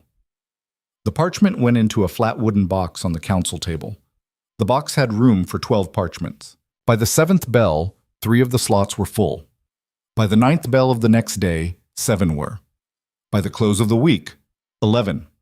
The 12th slot they left empty on purpose, the chamberlain said, because a box full of oaths was a box that had stopped asking, and the reach was not done answering yet. Odric came back on the 4th night. He came in under a sleet that had begun at mid-morn lenge and had not stopped, and he came up the mountain with a single canvas satchel strapped to his chest under his oilskin, and he would not give that satchel to any man in the gate watch, or to any page in the inner ward, or to any steward on the stair. He carried it himself into the council chamber, wet to the bone, with a thin crust of ice on the brim of his hat, and he set the satchel down in front of the king and Lyra in silence. And he stepped back 2 paces, and he said only, "Lady, it was where you said it was." Lyra opened the satchel. The papers inside had been wrapped, first, in waxed linen, and then inside the linen in a square of oiled silk, and inside that in a plain brown cloth that Lyra recognized at once. It was a piece of her mother's old traveling shawl, the one her mother had worn in the garden the summer Lyra was 7. Someone had cut a square from it years ago to wrap these papers. Hesta, Lyra thought. It had been Hesta. Hesta who had known all along what was in that chest, and who had, one quiet afternoon, cut a corner off a dead mistress's shawl, because she had known, even then, that if these papers ever came out of that false bottom, they would travel, and they would need wrapping that meant something. She untied the cloth. She did not cry. She found too tired to cry, and too cold, and too awake with the stakes of it. She laid the papers out on the council table. There were 11 of them, letters, mostly, 2 contracts, a single list of names in her mother's own hand, which Lyra recognized at once, and which old Baron the scribe, bending over it, confirmed without being asked. That is the hand that wrote the dower settlement of Neris Haldensire. I countersigned it myself when I was a young man, I know it. The contracts, when Voss spread them, were between Lord Caron's father and a factor of the Southern Mercenary House, renewed annually, for an arrangement whose wording was careful enough to look like a grain agreement if read quickly, and looked like a retainer for the purchase of quiet deaths if read slowly. The letters were worse. The letters were from Vela, Lyra's stepmother, to a steward of the Halden line, over a span of 12 years, describing year by year the state of the problem in the kitchen. That was the phrase Vela used. The problem in the kitchen. She had never, in any letter, used Lyra's name. She had only ever used that phrase. She had described Lyra's weight. She had described Lyra's illnesses. She had described the few people in the household who still spoke kindly to Lyra, and had suggested, in one letter, that the old cook Hesta might be profitably retired to the Eastern Holdings next spring, as her sympathies have become a minor irritation. The letter was dated 3 months before the present date. It had been a close thing. There was, among the letters, one that was not from Vela. It was from Lyra's father. It was dated 4 years earlier in winter, and it was addressed to a man called Lord Dryden of Halden, whose name Lyra did not know, but whom Voss, at her elbow, identified at once as Lord Caron's elder uncle, dead 2 years now of his kidneys. In the letter, Halric Voss, her father, wrote, in the stiff, slightly drunken hand Lyra remembered from the notes he had once left in the household ledgers, that he had kept his end of the bargain struck at Neris's burial, that the girl was contained, that he required no further subsidy this quarter, but would accept the usual cloaks for the lady wife, and that he hoped the House of Halden understood how much it had cost him, personally, to father and then to bury the enthusiasm I once had for the child, who has become, I regret to say, the living image of her mother, which is an image I find I cannot any longer easily sit across a table from. Lyra read that sentence twice. She set the letter down on the council table. She did not speak for perhaps half a minute. The king, beside her, did not speak either. He had read the letter over her shoulder. He did not touch her. He did not reach for her. He only stood there and waited, and let her have the silence she needed. "Sire," she said at last, "Lady, I would like, if I may, to keep this particular letter aside from the other evidence, in a different box. It is not evidence against the Haldens. It is evidence against my father, and I would like that kept separately, because when the time comes to deal with my father, I would prefer to do that without the rest of the reach in the room." "Lady." "Yes." "Voss." "Lady." "Please see to it." "Lady." Voss took the letter, and he did not read it again, and he did not look at her, and he laid it inside a second smaller wooden box that had been set at the side of the table for a different purpose, and he closed the lid. That was all. That was all the ceremony her father was going to get, for the evening, from the Council of the Reach. She turned her attention to the rest of the papers. The list in her mother's hand was, Baron said in a slow, wondering voice, the record of every payment made from Halden coffers to named accomplices in the Voss household and the Southern Mercenary House over the last 2 years of Neris's life. She had been, in her quiet lesser lord Solar, keeping books on them. She had known, before she died, that she was going to die. She had been setting up the evidence for her daughter, whom she had loved and whom she had not been able to save. The papers were 13 years old. They were still legible. They were, in combination with the contracts and the letters, enough to hang the House of Halden from the battlements of Horn and put a new lord over every one of their holdings by the next moon, which was not, the king said, what they were going to do. Lady, sire, this is enough to end them outright. We will not end them outright. No, we will end them in open hall, in the great hall, under the old rite, with Lord Caron summoned up from the south under a peace writ. He will come. He is a proud man, and he has not yet understood that he lost at the feast. He will come to answer a peace writ, thinking he can still talk his way out. We will read these papers in front of the full council, every house sworn and unsworn, and we will let the minor houses choose, in public, whether they continue to bend to a Haldan line that has been taking mercenary silver from the southern coast, or whether they stand with the old blood of Nerys that is at the king's right hand. We will do it that way, lady, not because it is more merciful. It is not, but because it is the only way the result holds a generation. If I burn the Haldans tonight with horsemen, they become martyrs, and their cousins in the East Coast write ballads about them for 50 years. If we read these papers in open hall, their cousins in the East Coast never speak their name again. Do you understand, lady? Yes, sire, I understand. Can you stand another 10 days? I have stood longer, sire. A very small, very dry thing moved in the corner of the king's mouth. So you have, lady. So you have. The peace writ went out that night. It went out under the queen's seal, which had been cut properly on the morning after the oaths had begun, a small, dark iron thing stamped with a wolf and a stag together inside a circle of pine, and which Lyra still felt strange holding, because it was not a thing she had dreamed of, and now it was in her hand. The writ was carried by 4 border riders, fast horses, 2 of them Audric's own men. It went south under the sleet.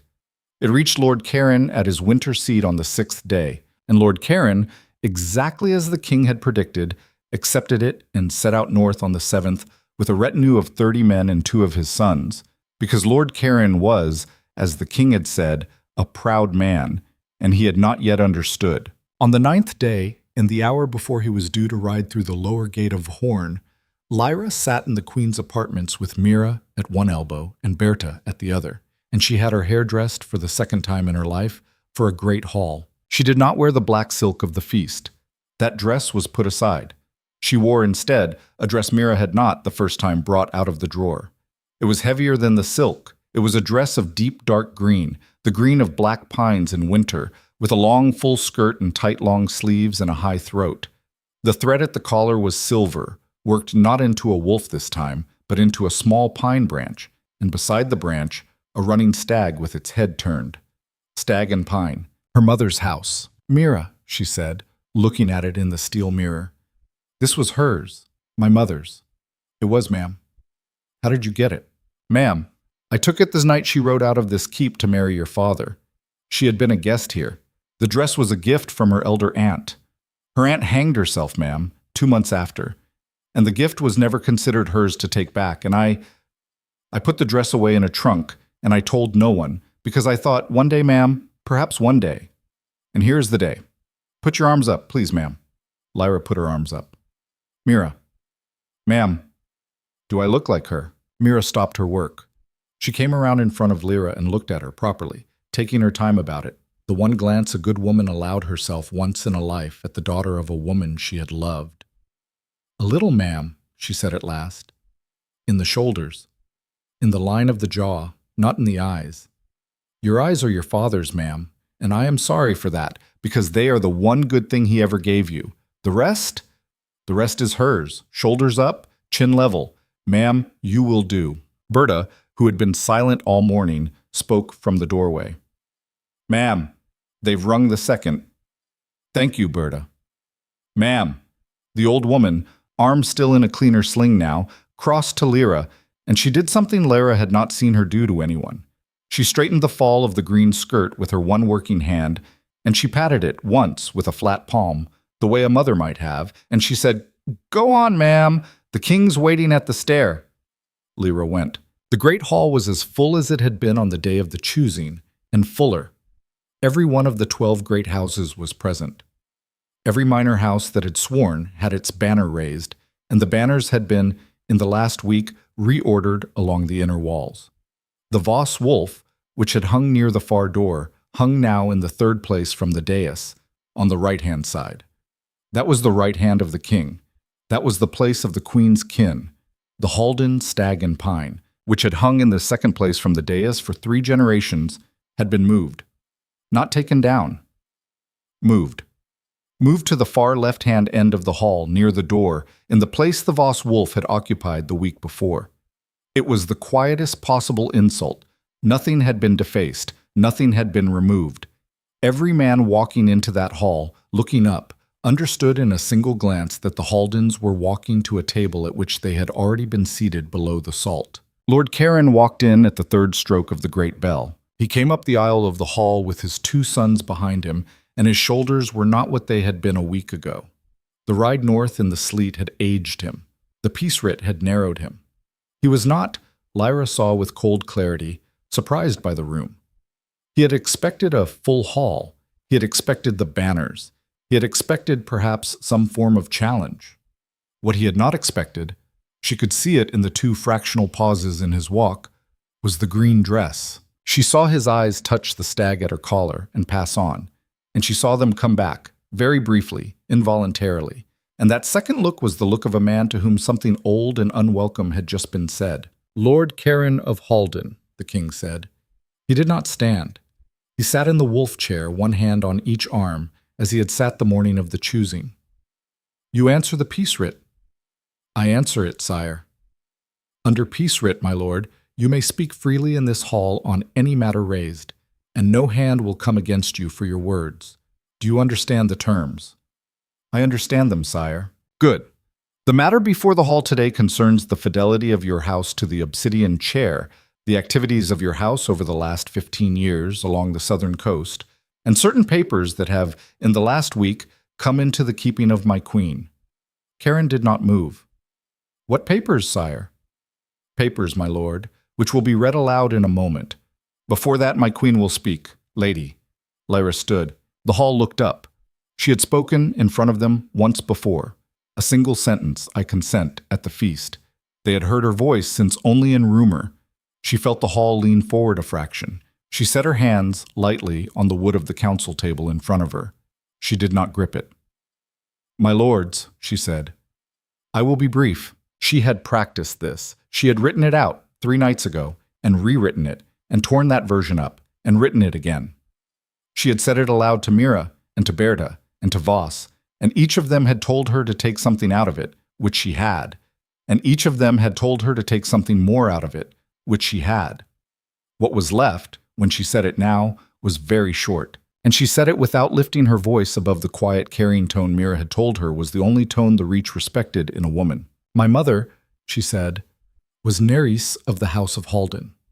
Her line is not unknown to the lords of this hall, though it has been, for a generation, unspoken. I will not explain her line today. The scribe Baron will do that after I have spoken, and he will do it more accurately than I could, because he is old and he remembers. What I will say is this. My mother did not die of a fever. My mother was poisoned, slowly, across one winter, in my father's house. I did not know that until 7 days ago. I am telling you, in this hall, that I know it now, and that the papers my mother left, which were kept for me for 12 years by a woman who worked in my father's kitchen and who is the only reason I am standing here, will be read aloud to you in a moment, and they will tell you who paid for the poisoning and who moved the coin and who the coin moved through, and what was bought with the same coin in the years after, up to and including, my lords, a southern man with a knife who was killed in my bedchamber in this keep on the night I was chosen." The hall made a sound, not a gasp. The deeper sound, the shifting sound, the sound of 200 men all at once remembering that they were in a room with the queen.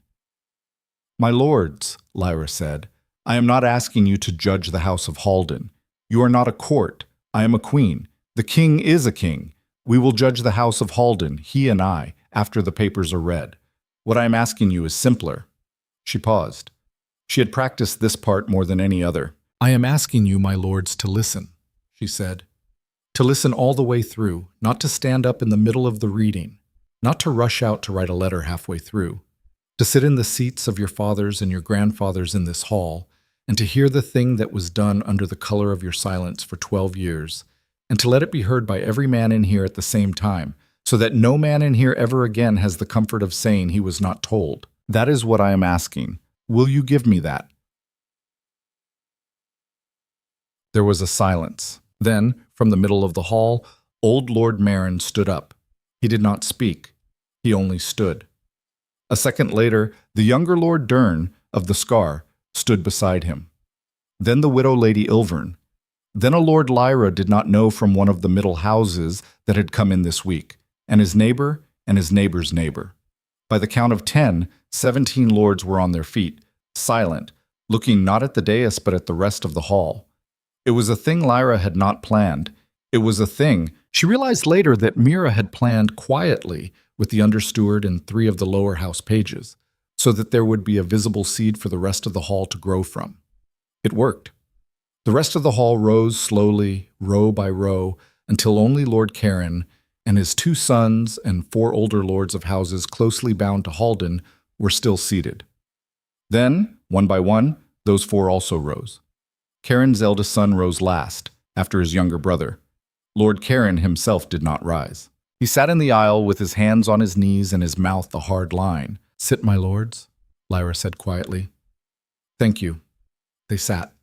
Baron read. He read for more than an hour. He read the contracts. He read the letters. He read the list in Lyra's mother's hand. He read slowly, as was his habit, and he stumbled once on a word in one of Vela's letters. I don't, sire. This particular phrase, ma'am, I will read it. I beg your leave." And he read it. The problem in the kitchen. He read the phrase out 4 times, in 4 different letters, because the phrase occurred 4 times, and each of the 4 times was worse than the one before, and by the end of it, the hall had gone from the listening silence of the first page to the still silence of shock, to a silence that was, on the last page, beginning to turn into something older and more dangerous. Baron finished. He rolled the last paper up carefully. He stepped back from the table. The king had not moved the whole time. He did not speak for a long moment. "Lord Caron of Halden," he said at last, "you may answer. Under peace writ. Nothing you say here today will be held against your person. Your person leaves this hall unharmed at the close of this session. That was my writ, and that writ holds. Speak." Lord Caron stood. His hands were shaking. He held them at his sides. He was not, Lyra saw, a stupid man. A stupid man would have tried to deny the papers. Caron did not try. "Caron, sire," he said. He wet his lips. "My lords, the papers are authentic. I will not insult this hall by claiming otherwise. My uncle Dryden made the contracts with the Southern House. My uncle Dryden is dead. The letters from the Lady Vale Voss, those letters went to a steward of my house. That steward is also dead of a fall 3 years ago. I will not tell you I did not know. I knew. I have known since my 19th year. I was young when I first knew. I was not young for long after that. My lords, He stopped. He looked at his sons. "My sons did not know. I am asking the hall, under peace writ, to take note that my sons did not know. Whatever judgment the king and queen pronounce on me, I am asking that my sons be judged separately. They are not party to this. They are not of age. They have been raised. They have been raised on lies, I told them, which is a thing I will answer for, but they have not been raised on this." "Noted, Lord Caron," the king said. "The sons are not party. Continue." "Sire, Caron's voice cracked. "Sire, I have nothing to continue with. The papers are authentic. The poisoning was not me. I was 19. I did not, but I knew, and I used the death. And in the years since I have done what my uncle began. I have put men on your queen. I have paid for her brother's horse to be unsound on the ice road the year he died. I have paid for, my lords, I have paid for a great many things. And the papers the queen has read today are not the whole of them. If the crown will have the rest, I will write them down. I will write them down in this keep, in any chamber the king names, in my own hand, and I will sign them. I am asking the hall to witness that I will do this." He sat down heavily. Lyra looked at the king. The king looked for a long moment at Caron. Then he looked at Lyra. He did not speak. He was, she understood, handing her the next word. It was, in a way, the first real gift he had given her. Not the ring, not the chamber, not the seat at his right hand, but this silence that said, "You will decide the first thing."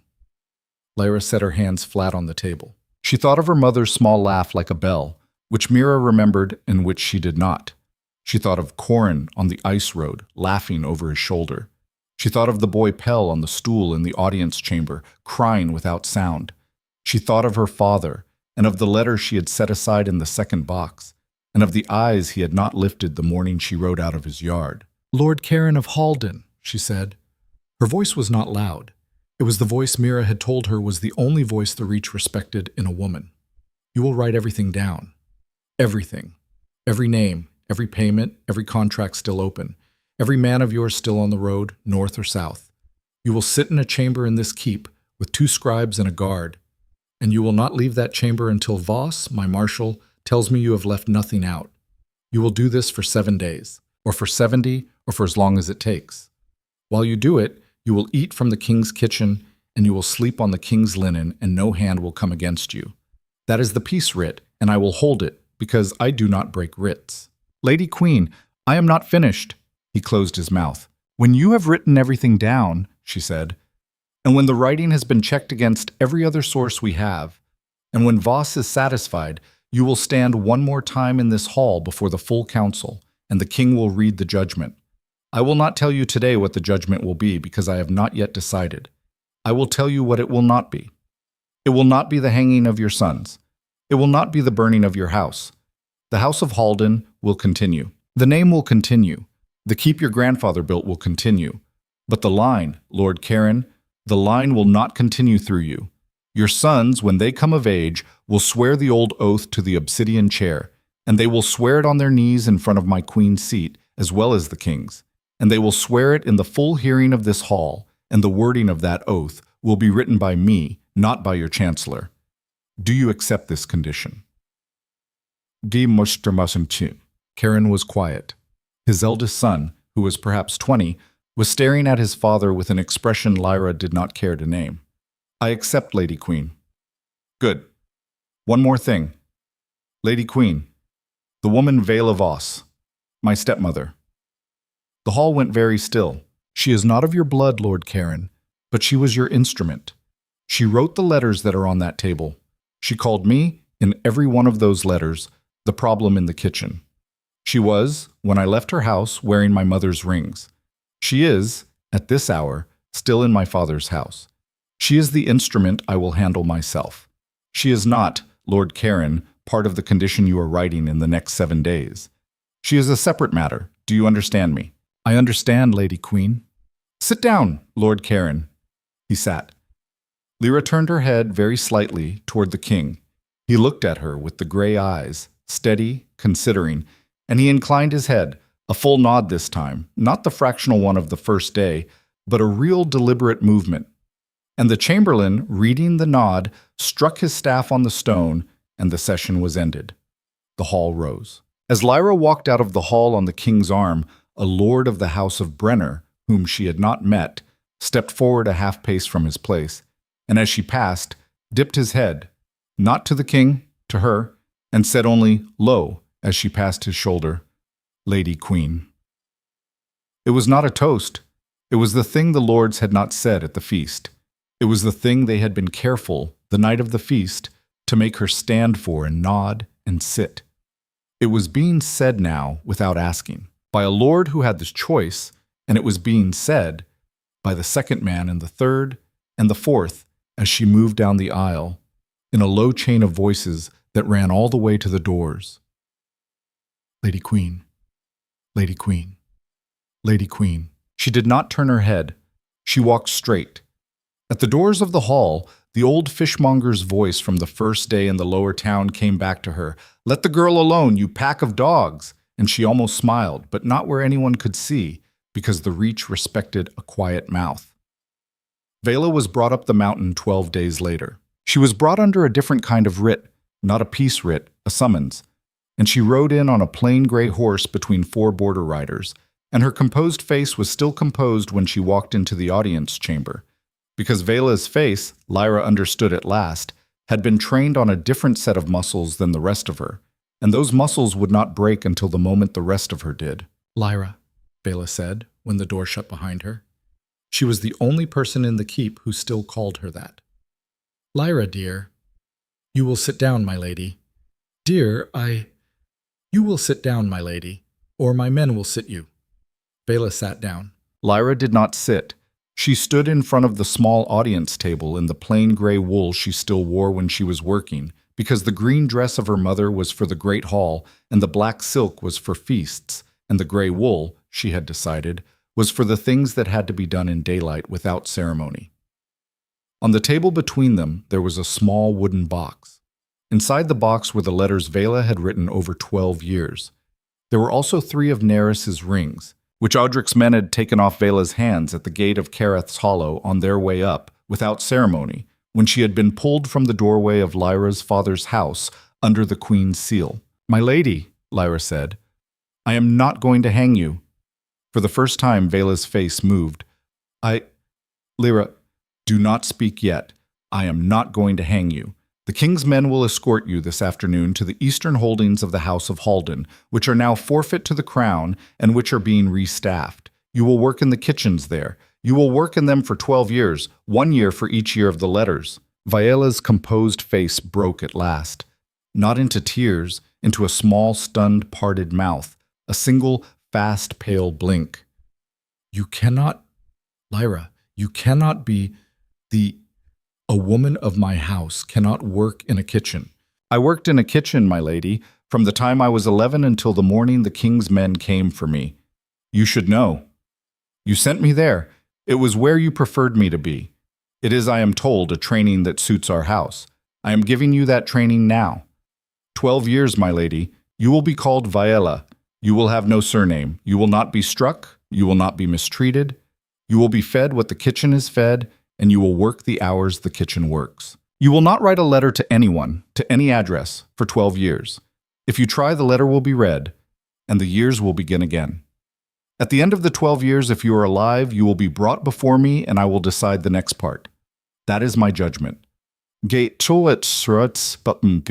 Lyra, my name, my lady, is Lady Queen. Vela's mouth opened, closed, opened. Lady Queen, she said. It came out cracked. Better. Your rings are on this table. They were my mother's. They will go into her daughter's keeping, which is mine. The cloaks in your chamber are being shipped back to the House of Halden by cart this week. You have 1 winter dress and 1 summer dress of your own. You may take those. Nothing else of the House of Voss leaves with you. Do you understand? I understand, Lady Queen. Take her. They took her. The guards were quiet and not rough, because rough was not wanted. Vela did not cry on the way out. She walked, composed again in her own small way, the way a woman walks when she has understood that walking composed is the last thing she owns. At the door she stopped, and without turning said, Lyra, Lady Queen, yes, your father, my lady, is my matter, not yours, ever again. Go. She went. Her father came up the mountain in the spring. He came on his own, not under summons, because Lyra had decided, very quietly, not to summon him. She had decided to let him come if he would come, and not if he would not. He came. He rode up in the first thaw with a single servant and a horse that did not entirely belong to him, and he arrived at the lower gate of Horn on a wet afternoon in the 3rd week of the new year, and he stood at the gate for almost an hour before a guard finally went in and told Voss, and Voss came out and looked at him and said only, Come in, my lord. He was not taken to the great hall. He was not taken to the council chamber. He was taken, on Lyra's order, to the small private chapel at the end of the queen's apartments, the one with the stone bench and the slit window that looked over the broken pines, and he was left there with a small table and a jug of water and a cup, and he sat on the bench for another hour before Lyra came in. She came in without Mira and without Berta. She wore the plain gray wool. She had the iron ring on her finger and no other mark of her station.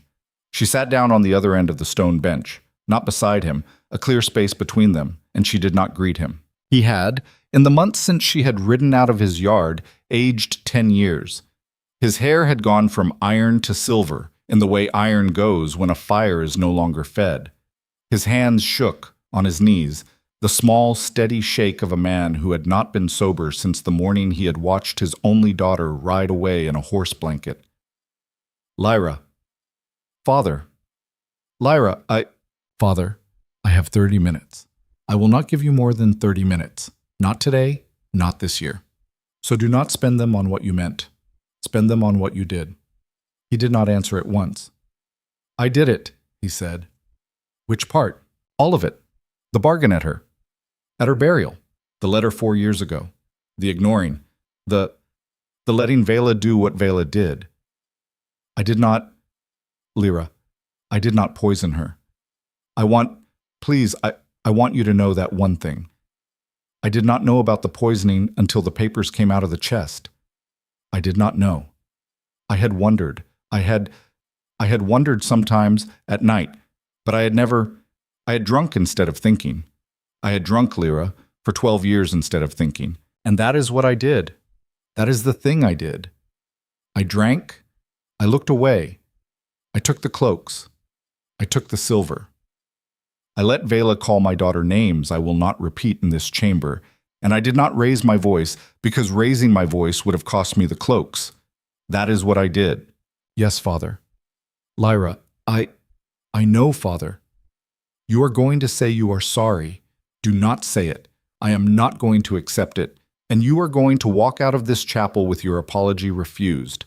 And then for the rest of your life you will be the man whose apology was refused, which will be worse for you than the words of the apology.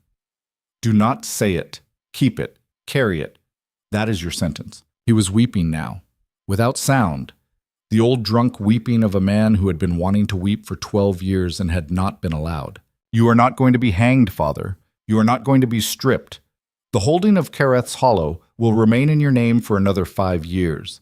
At the end of 5 years, it will pass to a ward of the crown, who will be a young man chosen by me and trained in this keep, and he will be installed as lord there, and you will live in the house until you die, as his guest, under his roof, at his table. You will keep your title. You will not keep your authority. You will not sit in the great hall at Vorn ever again. You will not come to this keep ever again. I am telling you this today in this chapel so that you never have to ride here again and wait at the gate. Lyra, that is my judgment, Father. Lyra, may I ask one thing? Your mother, at the end, did she know about me? Lyra did not answer for a long time. She knew, Father, she said at last. The papers in the chest were hers. She wrote the list. She knew you had taken the silver.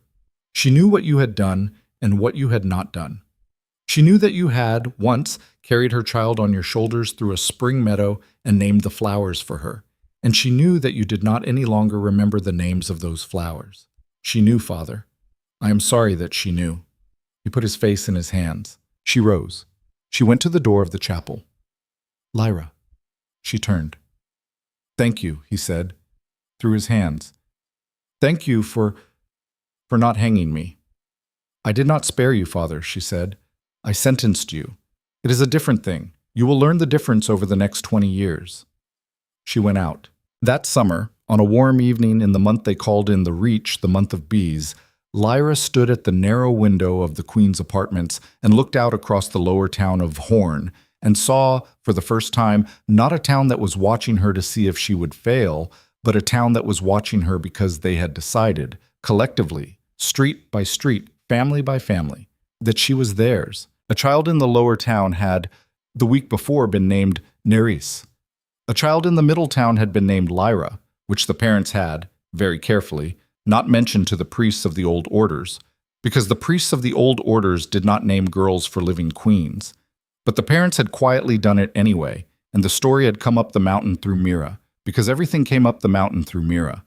Lyra leaned her forearms on the stone sill. She thought briefly of the yard at Kereth's Hollow, of old Bren weeping into his beard, of the widow Iska's 2 fingers on her sleeve, of Hesta with her eyes on the floor. of Corin, long dead, on the ice road, laughing. She thought, I could not save my brother. I could not save my mother. I could not, in the end, save my father, though I did not kill him, which is perhaps something. She thought, but I did not die in the kitchen. I did not die in the yard. I did not die in the great hall in a horse blanket. I walked through all of it, boot by boot, cup by cup, door by door, and the ones who said I was nothing have, one by one, had to sit in a room and hear, in their own ears, that I was not. She thought, that is the lesson I would give to a girl in a kitchen somewhere. Not be strong. Strong is a word men put on you after, to make their approval sound fair. Stand. That is the word. Stand when the laugh comes. Stand when the yard turns. Stand when they send you to be broken. Stand in the 2 big boots that were given to you by a man whose face you will not see again. Stand, because standing is the only thing they cannot finally take unless you give it to them. The king came in behind her. He did not speak for a long moment. He rarely did, at the end of a day. He crossed to the window and stood beside her, not touching, the way they still stood most of the time, 2 cold-weather animals sharing a window. The contract he had promised her in the great hall had not, in 6 months, turned into love. They had not promised each other that, and they had not, either of them, lied to each other about it. But they had promised each other something else, the morning after the oaths, in a quiet conversation over cold bread, and they had kept that promise, which was this: they would not, ever, be surprised by each other. Lady, sire, the council is done for the day. Good. Mira says you have not eaten. I will. Mira says that with me in the room, which means she wants me to make you. I will, sire. In a moment. He stood with her at the window. Down in the lower town, a bell rang slow and low for the evening. Not the high clean bell of the hour, but the older bell, the one they rang only for the safe close of the market day. It had not, Lyra was told, been rung in 9 years, because the markets of Vahorn had not for 9 years closed safely. There had always been some trouble, some faction, some fight, and the new bell ringer, a woman of 40 who had taken the post 3 months ago, had decided entirely on her own that she was going to ring the old bell again because it seemed to her, this summer, that the market was closing safely and that a safe close ought to be marked. It had been ringing every evening for a week. Lyra listened to it. Sire. Lady. I think, if it is all the same to you, I would like to go eat now. Lady, yes. She turned from the window. On her way past the small table where she kept her writing, she stopped, picked up the iron ring. She had taken it off an hour ago to wash ink from her hand and slid it back onto her 3rd finger without looking at it, the way a carpenter slides a tool into a belt loop at the end of a day, without ceremony, because the tool belongs there. At the door of the antechamber, Mira looked up from a basket of mending and saw her, and did not smile because Mira never smiled, but Mira's hands paused a fraction over the cloth, which for Mira was a smile, and Mira said, in her old flat voice, "Ma'am, supper's warm." "Thank you, Mira." "Ma'am." Lyra went into supper. Behind her, in the lower town, the old safe close bell rang once more and fell silent, and the evening came down over the black stone of Horn, like a hand closing gently on something fragile that, this one summer, had not broken.